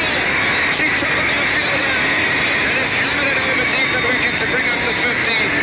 And the 4th time these two have brought up a 50 partnership in 7 innings together. What a power play for South Africa. It's 54 for now. 7 minutes, 7 balls and 2 sixes. Total 54 partnership. It's been an excellent power play for a South African side denuded of 5 regulars, but these 2 at the top of the order have been quite outstanding. Some sweet timing to start with from Annika Bosch, an excellent placement. And then Tasman Brits gets in. That was a sickening blow to the shin of the seamer Marufa. And then some lovely batting from Tasman Brits. The elegant cover drive. Bit of fortune for Annika Bosch. And then she starts to take on the spinners. Goes over cover. Down the ground off the left arm spinner. And then the mighty 6 struck heartily over long off. And to finish the power play, Annika Bosch joins the party, swinging it away over the protection out of deep mid-wicket, but for 6. And what a power play, 54 for none from 6.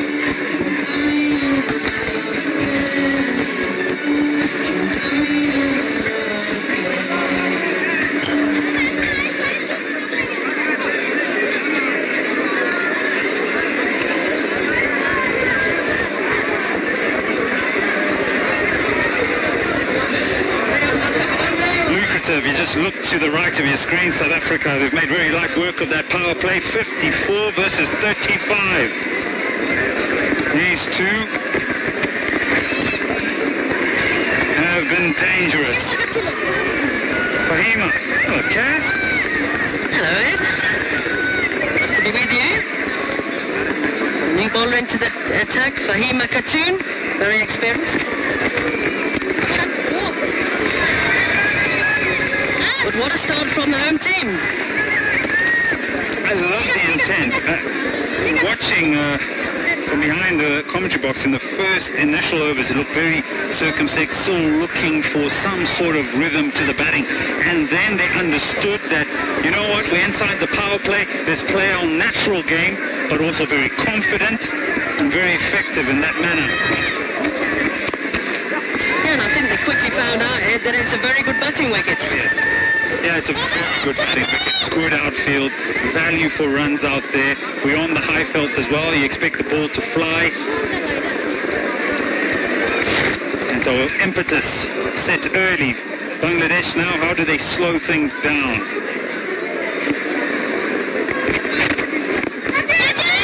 the air, on the bounce.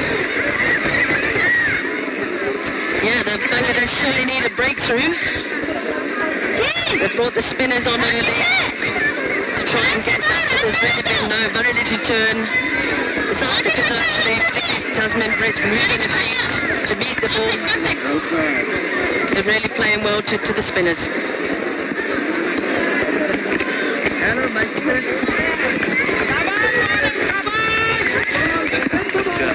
I can see why she finds that a bit funny, because it's come out the hand so slowly. Look at it. It's like, when is it going to get you? Then it does get there. You think, well, you know what? I could have maybe played a cut shot. Yeah. And a better over here for Bangladesh.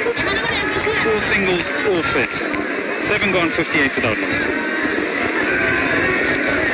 Yeah, probably Alika Bosch played about 13 shots before that ball was getting to her. But no, a really good start from South Africa. Rich and Bosch there at the top of the order, doing the job for their team. And I guess in the lineup that there is, probably the two of the most experienced, other than Sadayalus, in that top order.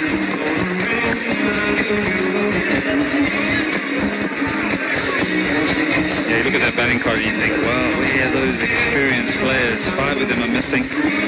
And it all looks okay from this particular stage of this particular T20 International. The first one, the first of 3. You're talking about 16? Would you say 13 shots off the one delivery? I'll get to that in a short while.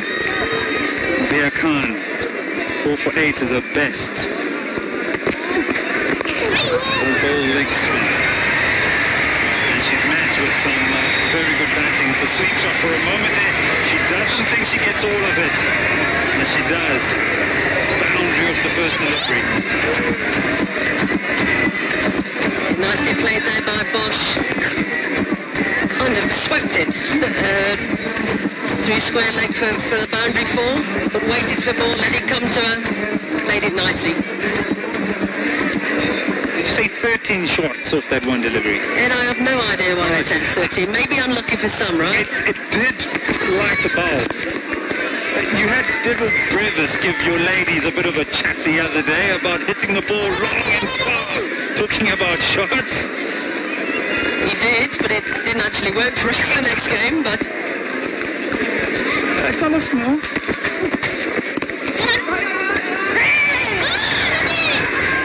Misfield there. Annika Bosch actually was there that day as well, and she actually loved it. She was in awe of what she was seeing in front of her, so I think it's probably paying off today.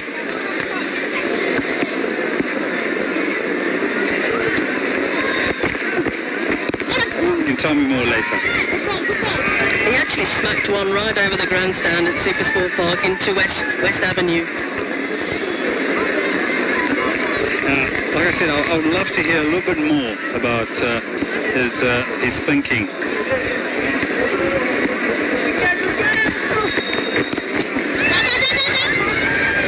That's well played there for a quick single. I think it's Ed, you know, that we get the guys and the ladies to interact and share experience and share ideas. You know, they can only learn off each other. I think that's so crucial. And like you say, you can only feed off each other, and it's so important. Good batting here.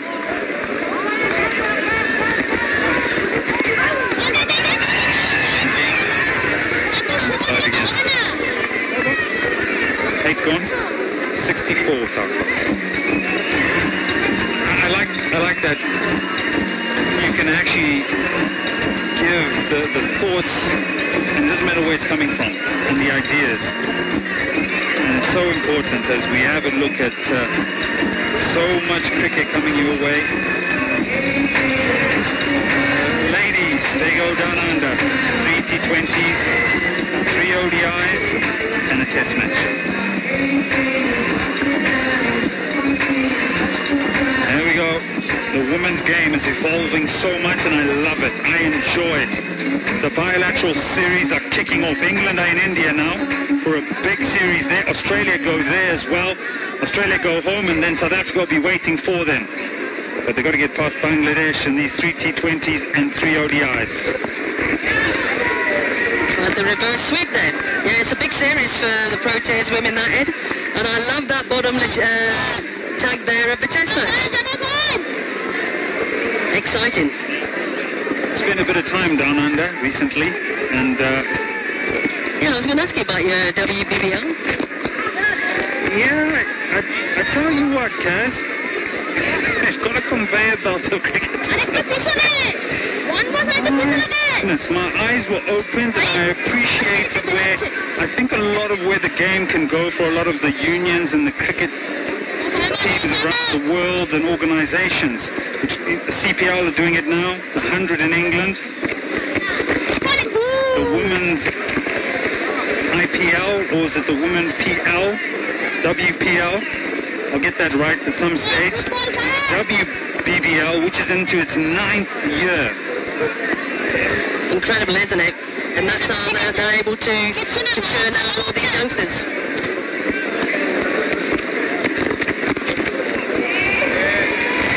Nicely played out there, just for another single again to cover. And I think that's where it's important with almost a bit of sloppy field in there, but I think it's important for the professionalisation of the game here in South Africa to get that momentum and to get maybe, you know, a legacy of the SA20 and tag on to that as well, which may become the next year or so.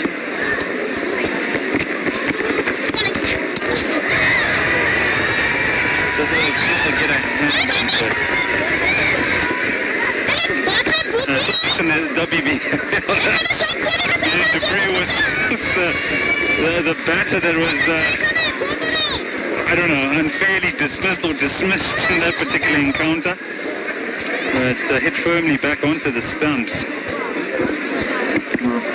Yeah, the 12th fielder there came into play. I don't think there was any hand on that to show any concern for a run out. Nicely bowled. I just see Bangladesh just slowing things down now. Slower through the air and making things difficult. After 9, 68 the ball loss.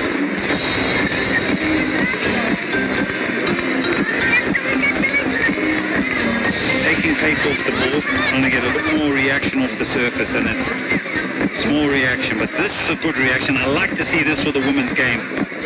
Magnificent crowd here, isn't it, in Benoni? Magnificent crowd. Similar as it was for the New Zealand tour as well. But they're having a nice time here in the Highfield on a Sunday afternoon, enjoying the cricket. Deck chairs out, hydration. It's been a warm day, but I really enjoy the patrons that have made their way into the ground. Fantastic to see. Up with a single, pushing for 2. They actually say Ed, but the Titans, the Fidelity Titans, the ladies are here again today. We didn't go too well against Western Province earlier today, but they're here to support the ladies. Short day at the office? Slip away. Yeah, it's all a learning process, guys. It's all about where you end up as an organization.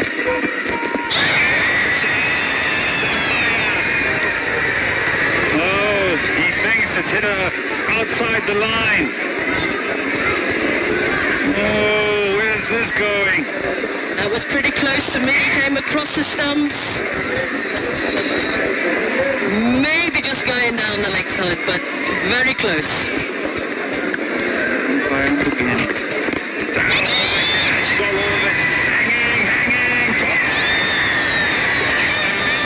Bangladesh have had to make the subtle change of not bowling quicker through the air shot through the air to get a bit of a reaction off the inside half of the bat, and the first breakthrough for the Tigers.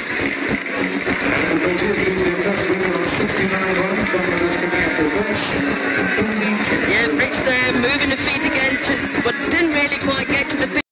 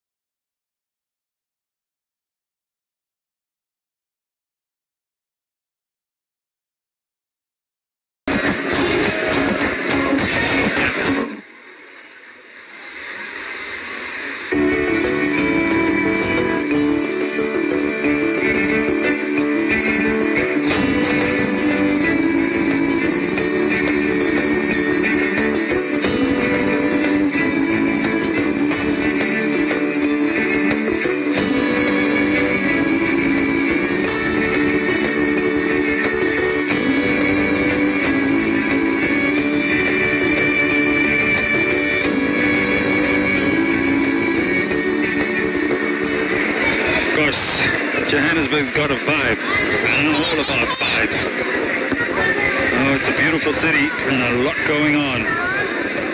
Dirksen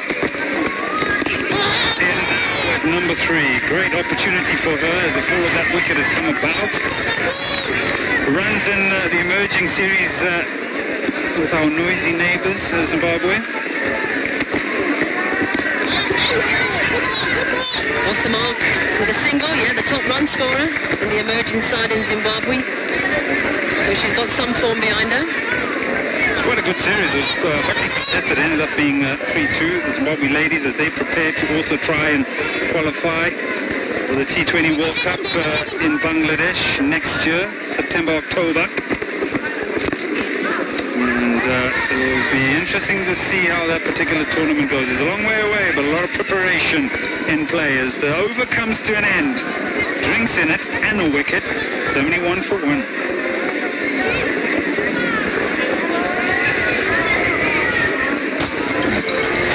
Yeah, there's a lot here these youngsters play for at the moment.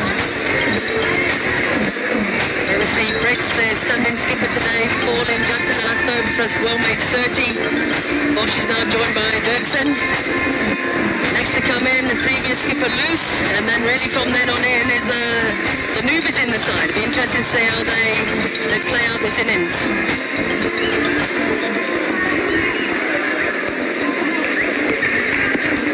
You almost want them to be tested as well from a South African point of view.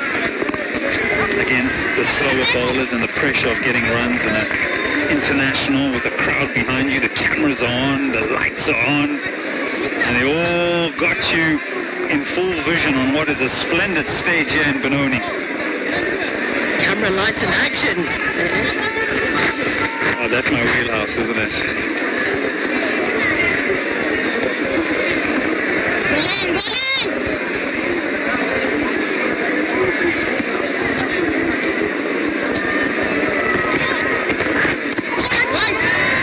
Khan and Fahima Khatun are really doing a good job in this little spell, keeping it nice and tight.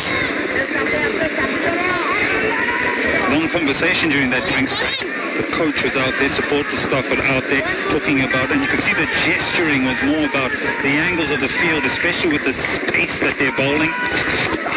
And again, there is that lack of pace where they made the early mistakes of putting too much space on the delivery, now slower through the air. Yeah, they're certainly giving it more air, slowing it down, and actually got a little bit of grip there.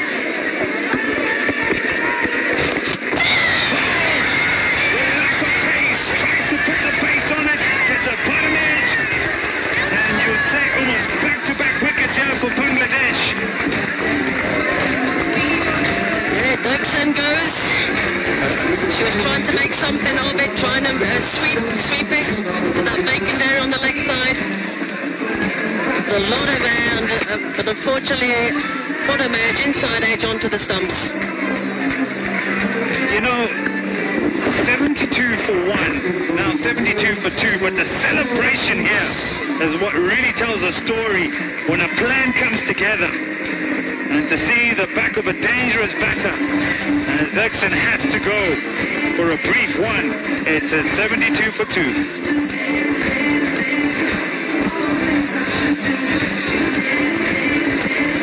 Yep, Bangladesh will feel that they're back in this game now. They've got the two breakthroughs, quick breakthroughs that they were looking for. But a really good spell by these spinners. Squeeze in. Looking to make something to happen.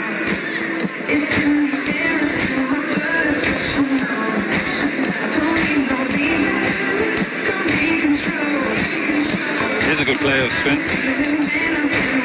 There's a record. Yeah, look at that, 109 matches, Ed.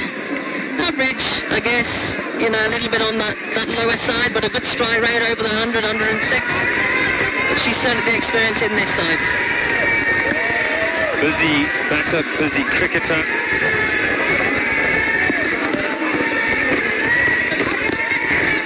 She'll want to just settle the nerves, settle these couple of wickets that have fallen pretty quickly. The experience is there. Yeah, she'll know that she's just got to take a look and get herself in. Equation-wise, 78 required of 55. Another wicket here. Good stuff, seeing a little bit of nerves. End of a fantastic over. 1 run and a wicket, 72 for 2.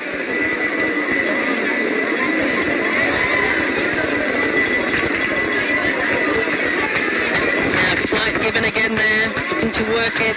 Not quite there, but really is a great spell by Fahima Khatun. 3 overs, 1 for 9. She certainly brought her team back into this match. Annika Bosch there at the top of the order, trying to cement a place in this team, doing a good job. Tucker. Changasa marks the debutante to come. I'll cast your mind back to the last T20 here between South Africa and New Zealand. The air on the box of the fielder out at Hong Kong. South Africa get 155. New Zealand 130 for 3. Turns out to be 138 for 8. Yeah, and that was Basabata class, and Nadine de Klerk actually did the damage that day. But yeah, fantastic game of cricket and a good result for South Africa to come back from where they were. I'm more impressed with how I got all those sort of numbers correct. Because it happened so quickly, but it was such an exhibition of death bowling. And so this is where South Africa need to be a bit aware of where they are in this particular run chase. because things trend very quickly in that particular T20. A smart shot because mid-on came up into the circle and will pick up the boundary just to release a little bit of pressure. Yeah, brave shot there by Sine Lewis. She saw that fielder come up and decided, oh, my time to go over that the inner ring. And she connected really well.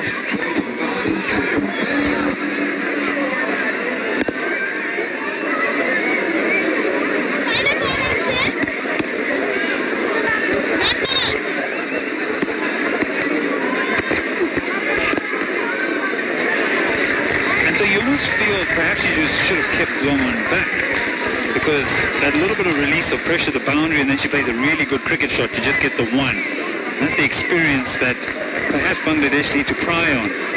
Just the pressure is what you really need in these situations.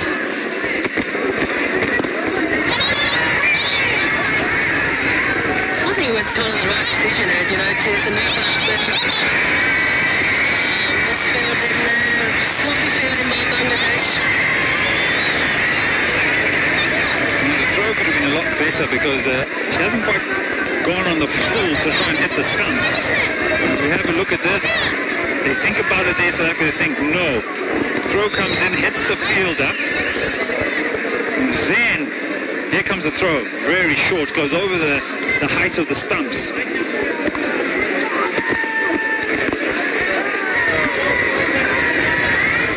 And so the sparring will continue. After 12, it's 80 for 2. And let's go down to Lesotho. I'm sitting next to Mona Lisa Lehodi, who's a seam bowler for the Titans. You brought your entire Titans team. I know there's someone specific that you are here to support. Yes, Elise Marie Max. So we are here as the Titans to support the Proteas because they are our inspiration, and this is where we want to be one day, and being here is really amazing and we feel honored to be here. How close do you think that vision is for you to eventually be able to play for the Proteas? May you please repeat that? How close are you to the vision of wanting to play for the Proteas? To be honest, I believe in 1% improvement, so I feel like we are there. We just need to keep on improving every single day, and the opportunity we get, we use it, definitely. And I know the Titans women's team are excited to cheer for Team South Africa.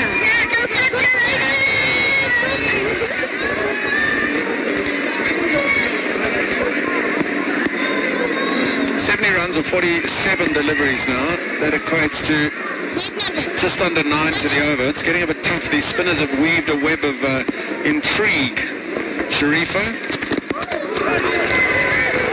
must have just brushed a pad.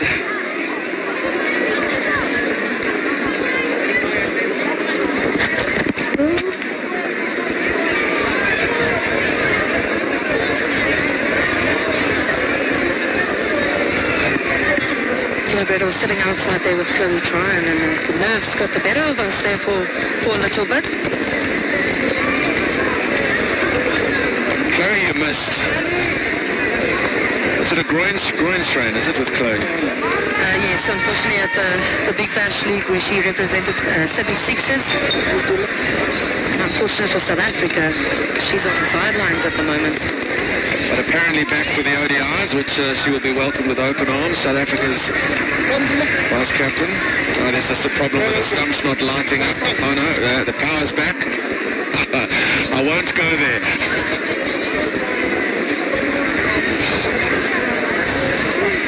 Yeah, but also just with Sune Lee sitting, with Sune being out there, good play of spin.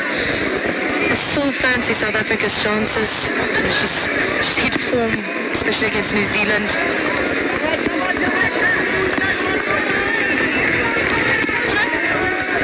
Just the one down the ground. Yeah, there doesn't seem to be an air of panic at the moment.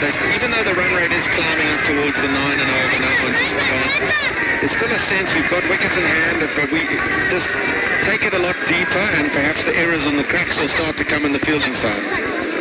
Alika Bosch played well, 42 off 35.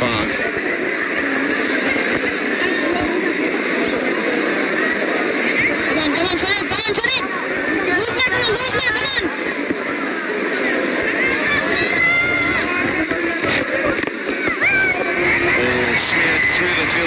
extra cover. Doesn't cost them too much, just a single.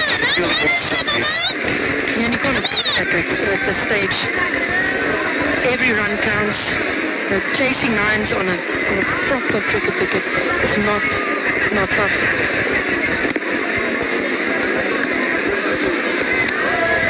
Trying to drag it to the vacant square leg fence from a little bit too wide. One of Sune's very good shots she has in her armory, but just too wide to play that shot.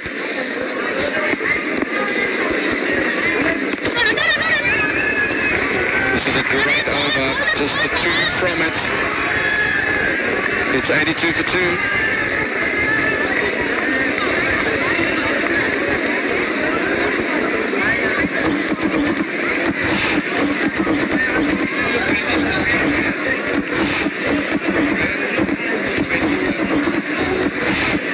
Starting next weekend down at Hollywood Bets Kingsmead, the 10th of December, the T20 series, South Africa against India.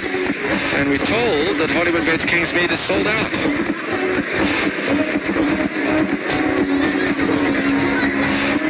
Three T20 internationals in quick succession, just a day in between St. George's Park and Wanderers to finish the T20 series.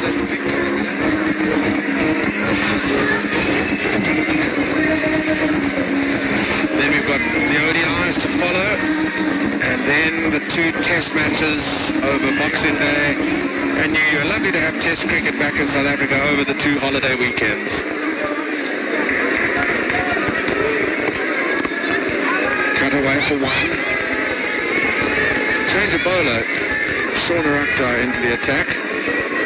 Now, with a new bowler, Danae, do you think it's now time to try and put pressure on a particular individual?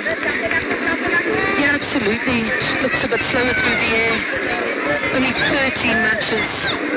Quite inexperienced bowling to the experienced 100-plus games, 108 international T20s for Sunailis. I think you're right on that, Brett. I think just putting the bowler under pressure, trying to change their lines and lengths earlier. Where's the boundary options? Again, the sweep shot, but they're bowling a good line outside that off stump. We'll just pick it off stupid wicket and run hard, try and get to the fielding though is secure. That's excellent work from Bangladesh out cricket. Just the one. It's excellent from Mtach on the boundary. One of the senior players, played for many years.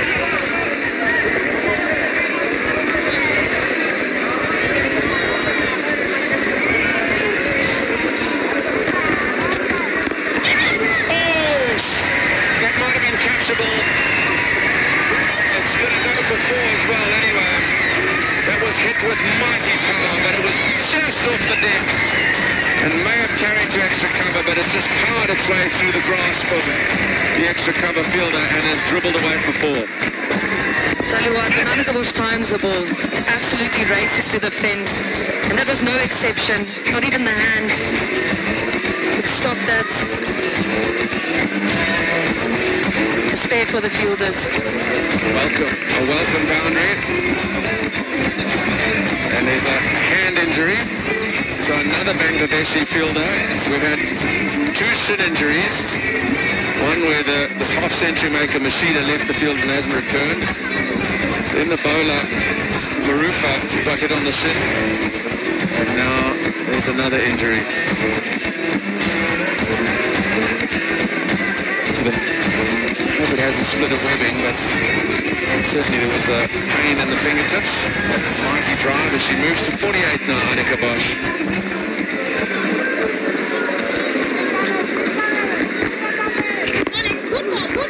Worked away for a single. Good over this for South Africa. Can they finish well? They need it because the run rate's crept up to over 9 to the over now.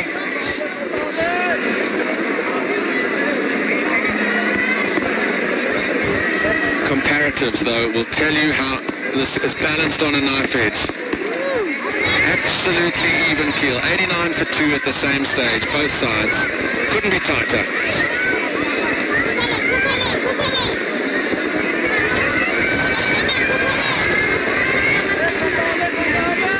One for the half century for Annika Bosch. How well she's played. She richly deserves the milestone. And she will get it as she knows she won't. She set off and it was just a little too square. She sent back, so 8 from the over, 6 to go, 60 wanted.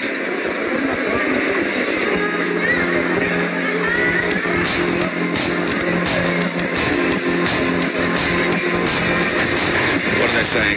Don't know. What's the discussion? 10 and over from here for 6 overs. It's gettable. You know, Sine, again, we spoke about her experience, vast amount of experience, and I don't think she'll panic too much. She would have seen that the conditions are conducive to chasing 10s at least.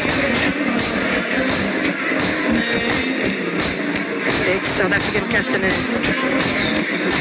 knows the conditions very well, and again, as we see the comparison there. Just looking at bowling options for Nigar Sultana, the captain, because he has still got quite a few of the left armour. Sharifa Fahima, the leg spinner, who's been quite outstanding, and Rabaya have only got 1 apiece. So they've got to find 3 overs from somewhere. That's probably why Shauna snuck in, but they've only had really 2 overs of seam, and that's from Marufa. She may not be seen again. Pulled away, and it's very square. She's placed it beautifully. This is speed for 4. Good start to over 15 for Sanailus. Just great awareness from Sune. It's getting inside her nose. Quick field. Races across the field. Need to get it just square enough, and she did. Deep in her crease. All experienced that. That was a shot of an experienced cricketer. Well contrived. Goes again. This is a little bit straighter, but still maybe 4 years. Back-to-back boundaries for Sanailus. The acceleration is coming. How well did Sune time that? It's never an easy shot on the back foot to create power. Sitting deep again. Great awareness. And great entertainment for this nice crowd that's coming here. The Western Stand and the area around the President's Suite and the dress room is very full. It's lovely to see. Oh, it's wide now. Gee, Shanae will feel she's missed out because she's played 2 from top of deliveries to get square. There is protection out there now because of those 2 boundaries, but that was down the leg side. She just had to get something on it. 51-34. It's building nicely. Helped on all straight to the fielder. Head goes back. Sanailus going up, missed out. So it's going to be interesting to see how Sune adapts now. Cover came up each week, went out. Nahida's bowling quite faster, straighter, not leaving the sumps. But just take the 1. There's plenty of room out there. Just lean on it and take the 1. That's well done. So I've been enjoying that length from the spinners, but I haven't seen enough of it today. 9 from the over, 10 and over required at the beginning of this over. South Africa got off to a flyer in this over. That's just not the 1. There's the 10 they wanted. Still a ball to go. And Annika Bosch on strike on 49. 100 comes up for South Africa.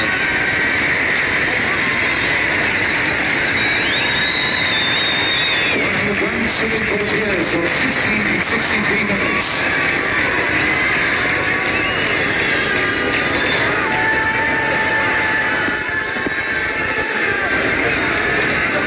Appreciation of the century on the board. Pulled away out into the deep. She will get 1 and she will get 50. Well, Annika Bosch. It's her 3rd in 22 innings. Her last 50 was 12 innings ago. And what a taking of the opportunity this is. It's been a splendid knock, but there's still much work to do. Just 41 balls, 6 fours and a 6 in this innings. She's certainly put her hand up today for South Africa.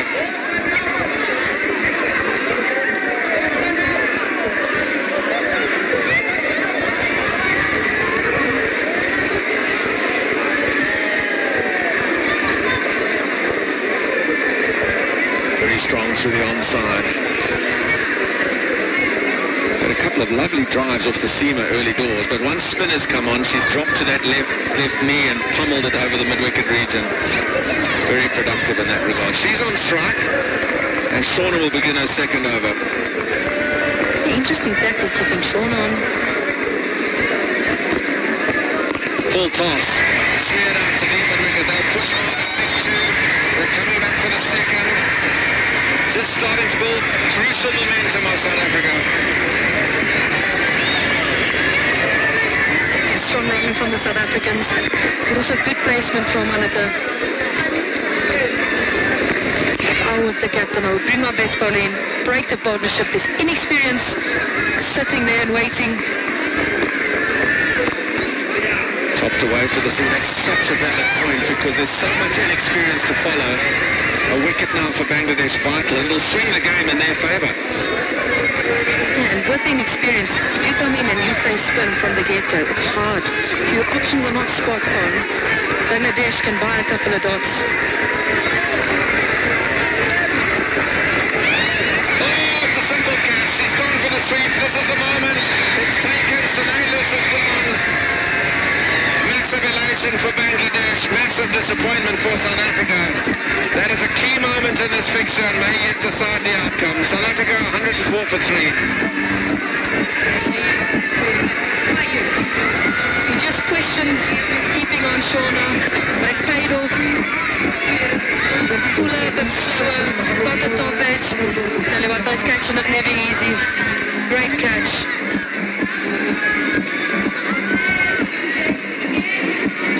The end of Sonailus. She's gone and the end of a key partnership comes to an end. She's out for 18. It's 104 for 3.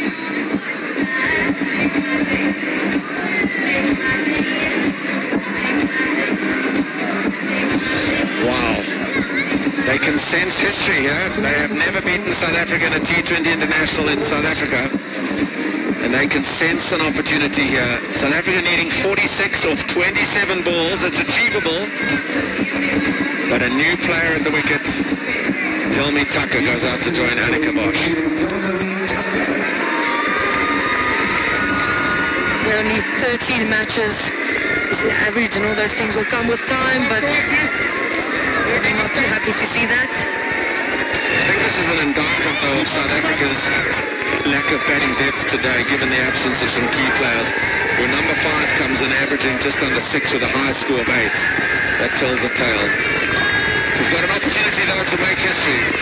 Good stroke, or she's not off the marker, or she's got running, but not to be. And this is what we spoke about, the crucial time in this innings where a couple of dots you can buy to the new batter. It'll be short of Laman, just the one. How will Anneke Bosch respond now to having relative inexperience at the other end? Is she going to have to really just take the game herself and try and win it all on her own? I reckon, yes, get it as close as possible. She's hitting the ball while her options are very good. It's resting on her shoulders mostly. Over the top she goes, straight down the ground, 1 bounce 4. That makes a statement, Anneke Bosch. 8 from the over. 4 to go. It's 109 for 3.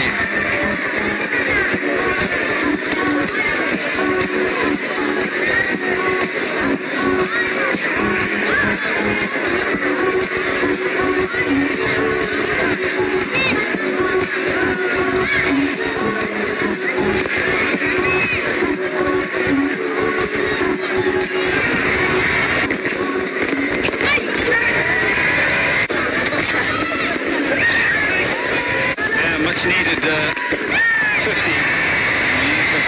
57 or 44. 7 4s and a 6. She's held it together right at the top of the innings and she needs to see it through. Yeah, well deserved. And so it becomes a bit of a, I don't know, Kaz, and everybody that's tuned in, from a balanced point of view, and this is where we are, right up here, we have to be balanced. It's going to make it quite an interesting encounter between these two sides. Good running. As it gets a little tight at the end. Yes, I think this one's going to be a goodie, Ed. Are you on the fence or are you picking a side? Don't worry about it. It's a really tough question.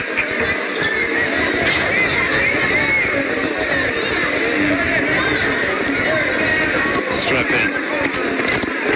Because it's going to get exciting. This is what you want. You want both sides tested.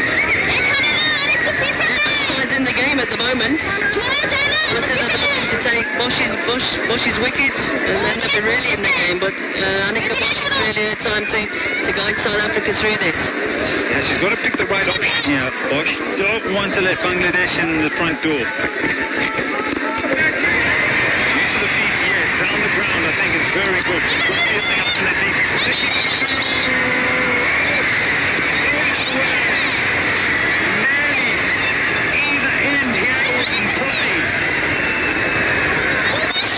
Beautifully down the ground in Annika Bosch. Good fielding as well. Really, the single was only on, but they came back for the second one.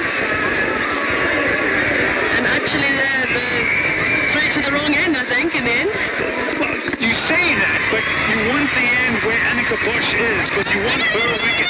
There's where the starter comes, and she runs in a direction that perhaps gives Bangladesh a chance. But the throw is not powerful. And it's not accurate. She should have took those stumps.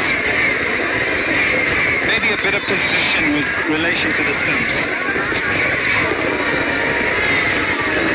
Tight on the wide line, but some good bowling.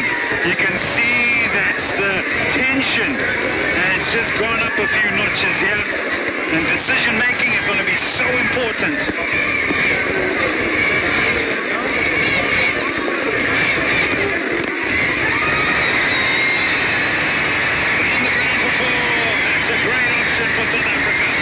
Beautifully struck again there by Annika Bosch.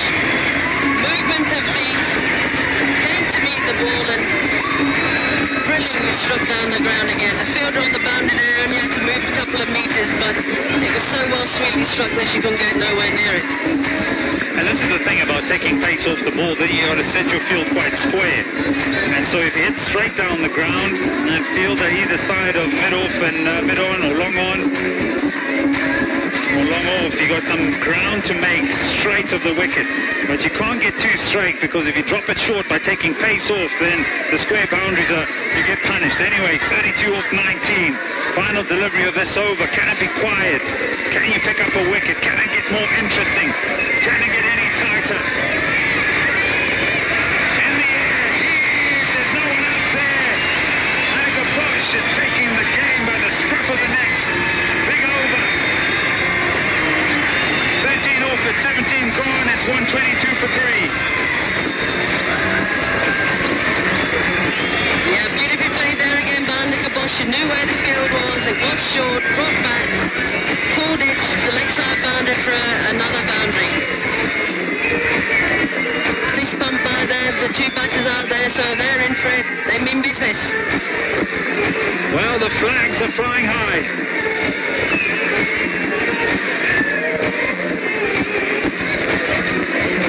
But who will trump this particular encounter? Wickets for Fahima, Khan, and Shorna.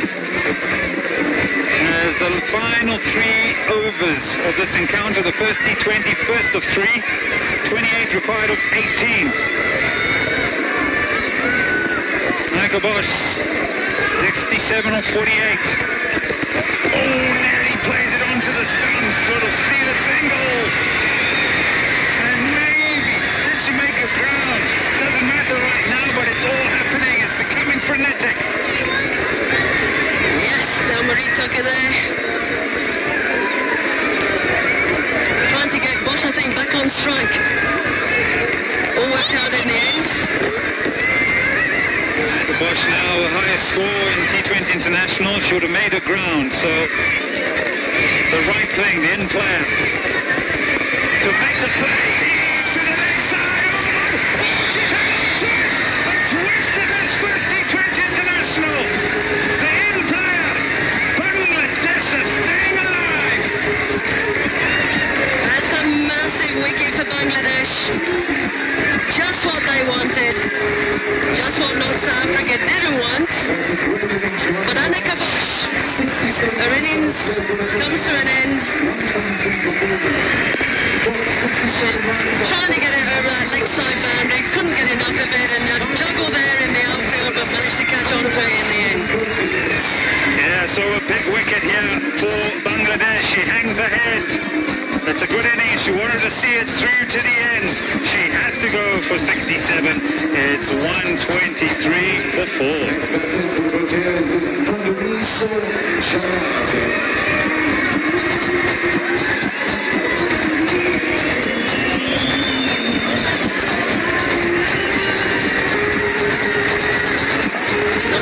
Shangazi, the new batter to the crease. Only played in 9 matches, average of 6. She's got a lot to do. She needs 10 runs and over from here on in to get the Protea women over the line. All right, for the purists, lock and load because it's going to be a good one. Oh, bowled. Really good delivery to get first up. For South Africa, no. For Bangladesh, they're breathing again. 27 or 15, and I tell you what, it's been set up perfectly. I reminded you about the last T20 here. Swing across the line, question out, possibly missing. Definitely not out, but the pressure is on. Yes, 2 dot balls already, makes a big difference. For the nail biters, they're going to lose a few.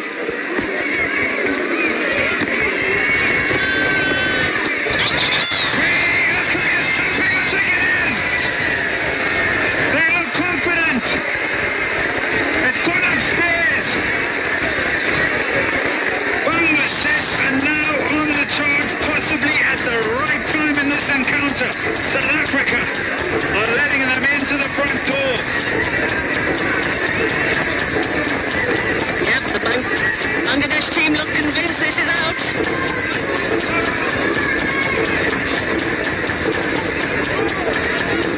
No issues there. Business then. Beautifully flighted. Foot comes out. Does she come back? Oh, she looks gone for me. But it's all about the right angle. That angle tells me perhaps the foot is up in the air. This one will tell us everything. Jazz!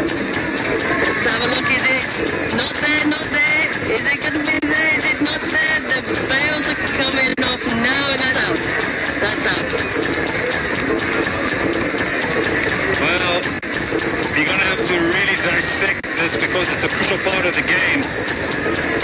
For me, as you mentioned out, it's more than daylight. Here we go. We'll zoom in. Fantastic. We will give it every opportunity for the umpire to make the right decision. There's daylight there. It does not look like there's anything behind the line. And so the stumps are broken. The lights are illuminated. And the decision is pending for now. And it's out. Bangladesh. They claim the second and the over. The stay is brief. The pressure is growing. Gone without scoring. It's 1, 2, 3 for 5. That's a big deal. Shangazi gone without scoring today.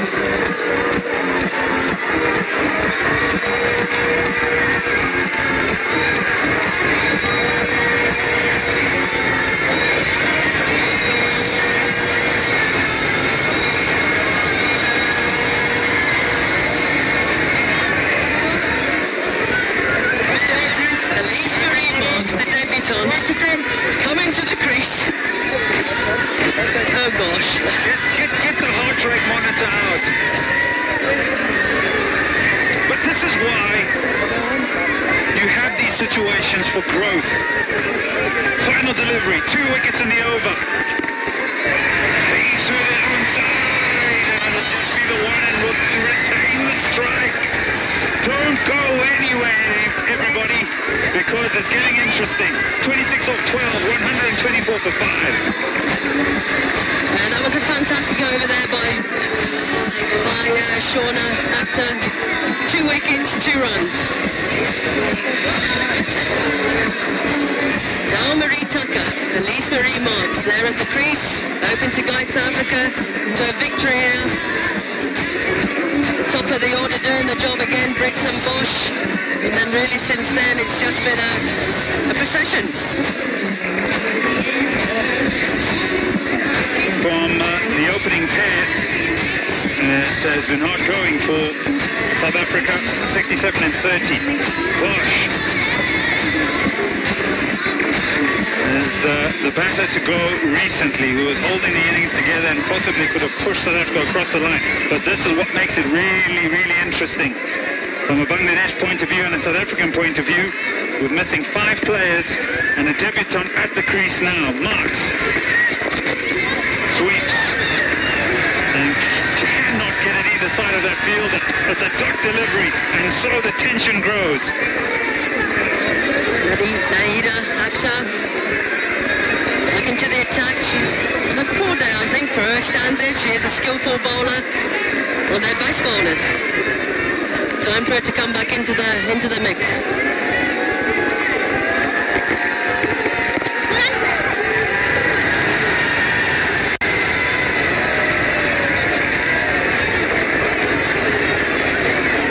You're sitting at home.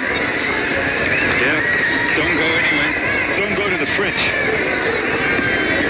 DSTV stream. All the bouquets. There we go. We got it for you.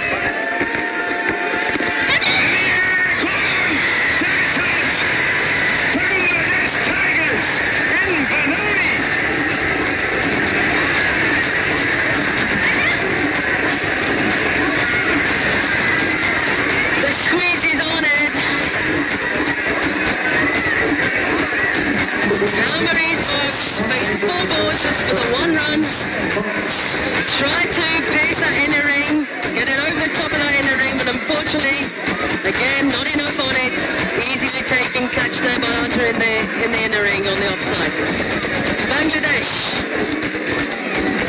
firmly in control of this side. Al-Marie Marks has to go for 1. It's 124 for 6.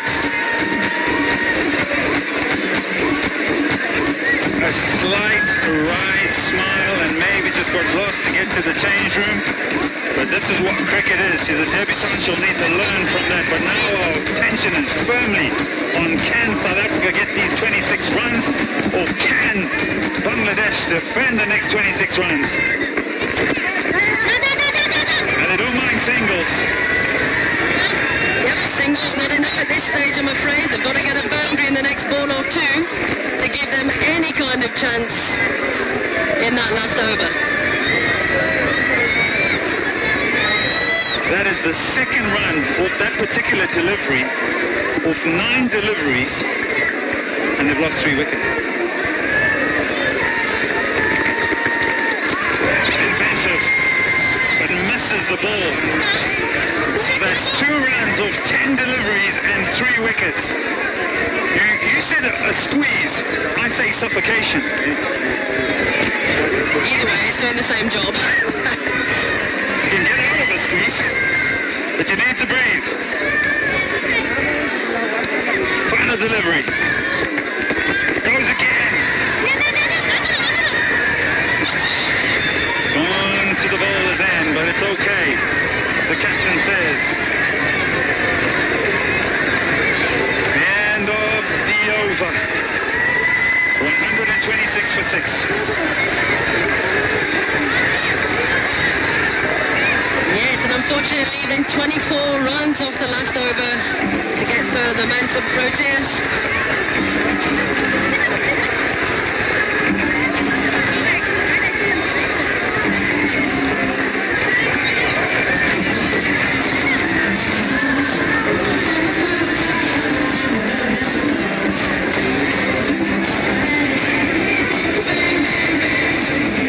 Come at the moment, come at the hero.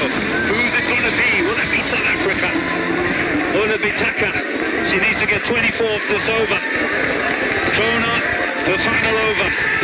Across the line, this will be a boundary. Does it kick on into the fence? Yes, it does. So a boundary to start this over. They need 20 now, Kaz. They need 20 now, South Africa. Al-Marie Tucker, you beauty. Don't you do it?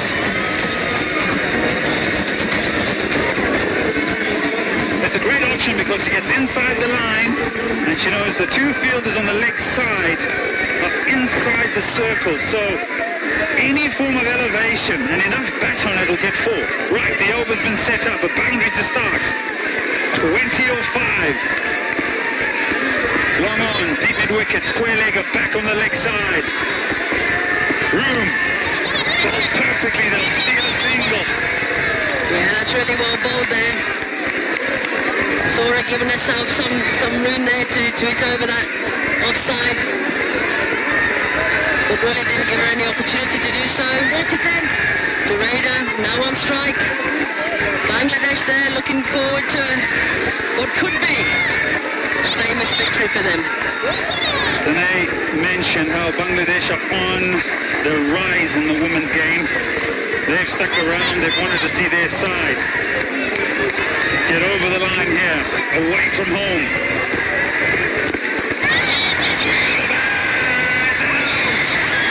Oh my word!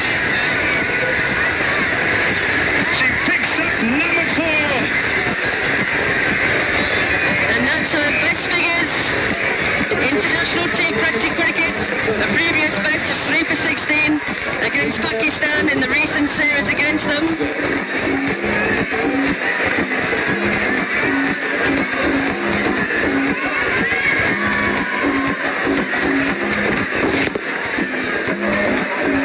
Great way to take the wicket.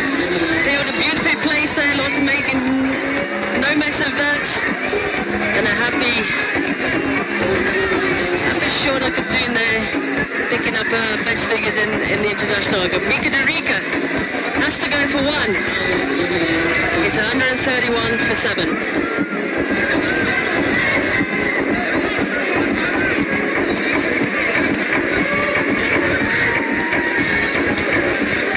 For a moment here, I just want to let you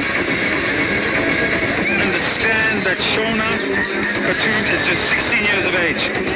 On the biggest stage, she was here in South Africa early in the year with the Under-19 World Cup. Masabata class, 3 deliveries to get 19 runs. 16 years of age, she's got 4 wickets against South Africa. Here we go. Take that 5! Oh my word! This is incredible stuff. Incredible memories here in South Africa, in Benoni. A 16-year-old from Dhaka. And only the 5th Bangladesh cricketer to get a 5-er. What a magnificent effort there by the youngster. She was one to watch after the Under-19 World Cup here in South Africa in February. And she's certainly living up to that billing. Is she ever? A star is born. Perhaps not in this particular instance. Perhaps in that Under-19 World Cup. Masabata class goes without scoring. 131 for 8. And a brilliant star for Bangladesh. Just 16 years of age.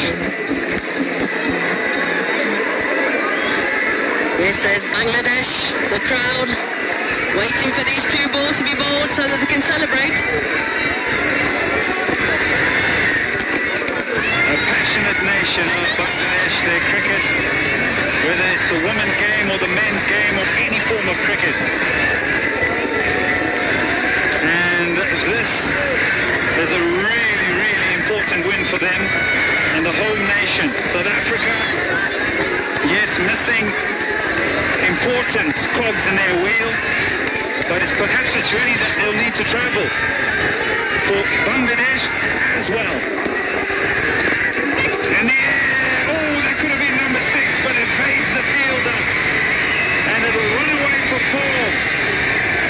It ends on a positive note for South Africa, but they are short by 13 runs. The visitors, Bangladesh, the Tigers, they beat Pakistan in the T20 series 2-1. They beat Pakistan in the ODI series 2-1. From the venues of Bogora, Rampur, Chattogram, Mirpur, and a flight to Johannesburg here in Benoni. Oh yes, Bangladesh. They've said to the home side, we've come to play. They did indeed. A really great win there for Bangladesh. They were really happy with that. Not so much the home side. They've got a lot of work to do for the next game in Kimberley on Wednesday. But it's